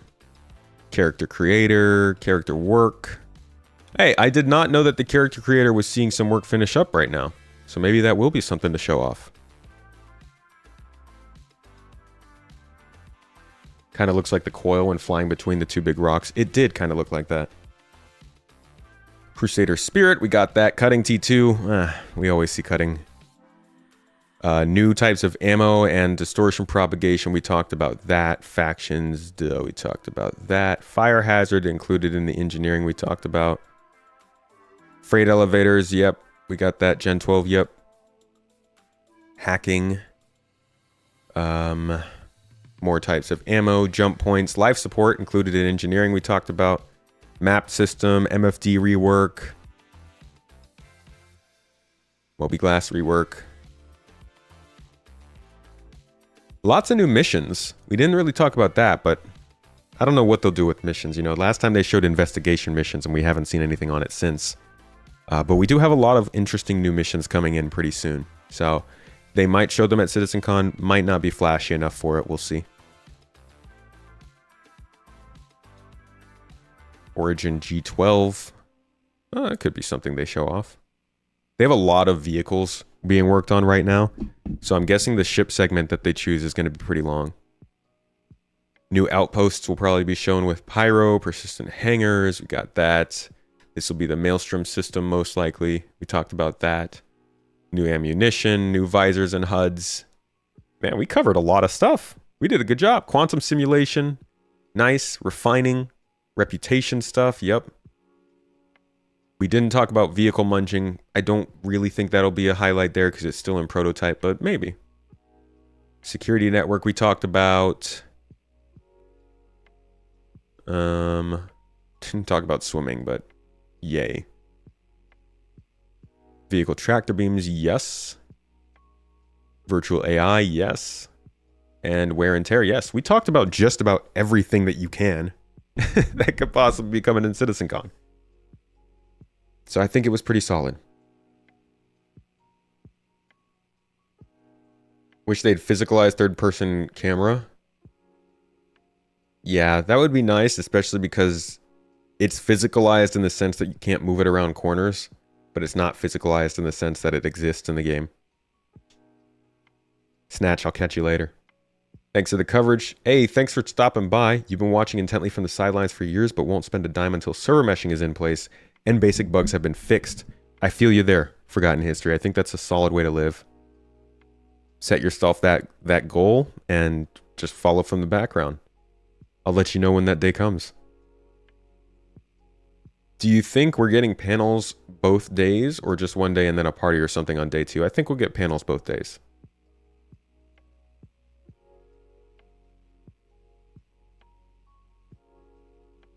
A guy redeemed a giveaway entry. Did he get his ticket?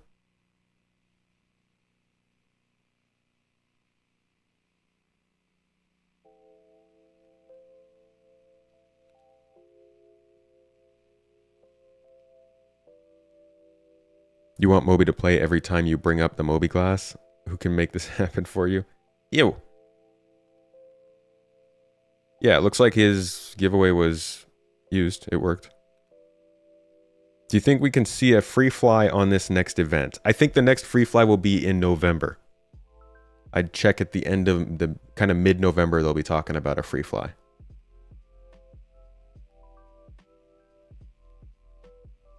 They will include some limitations to not use armors always, generally when you're on ground in cities and stuff, meeting with people, and when you're flying ships.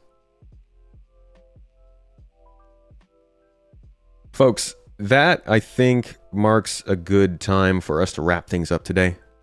It has been an extra long stream. We got some good information in there. Seriously, we talked about a lot of good stuff. I'd like to thank everybody for coming and hanging out, listening to the news. Definitely, I think, discovered a little bit of interesting new stuff today. Talked about some really obvious things and got some questions floating around about what's going to be in CitizenCon. I will have a video coming out about this probably in the next couple of weeks prior to CitizenCon, obviously, and it will take into account the actual schedule of the event, so it'll be a little bit more informed. But I'm also going to be hosting a podcast about this Saturday, Citizen Central. We took a month off, and we are a little bit late on it this month, but we're returning with a brand new panel of guests. We got 4 heavy hitters, different YouTubers that you already know from around the community. They're going to be joining me for an hour or 2 on Saturday during this same time to talk about what they are expecting from CitizenCon and what they're hoping for. Their names you guys know. Maybe not names you've seen sit down and talk before, but we're just making sure the time works, and then you'll see announcements for that on Discord, on Twitter, and also on this stream probably tomorrow or the following day. So keep an eye out for that. CitizenCon is among us. It is October. And a lot of the content about Star Citizen is just going to be going on about that anyways. So, who are we going for today? I haven't hit Aldo in a good while.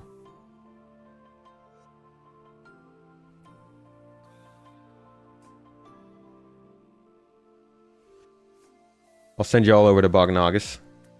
And on YouTube, I don't think, I'm going to assume that we don't have anything going on, but let's double check and see if anyone's playing. Oh, Down to Earth is playing some Starfield. I'll send you all over there. Down to Earth Astronomy's been on the podcast a couple times. He was a prominent Elite Dangerous creator and covers Star Citizen occasionally. Generally just sticks to space-based games, though. should be an entertaining stream over there on YouTube. So enjoy yourselves, everybody. Thank you so much for hanging out and coming through. He banned you. Oh, that's a bummer. But I appreciate you all. I hope you have a great day and a good time for the rest of the week. I'll see you tomorrow for another good raid. Remember, check out that giveaway. Check out the new merch for all the GII members. Those links are in the chat and down below if you want them. And I'll catch you all tomorrow. Bye, everybody.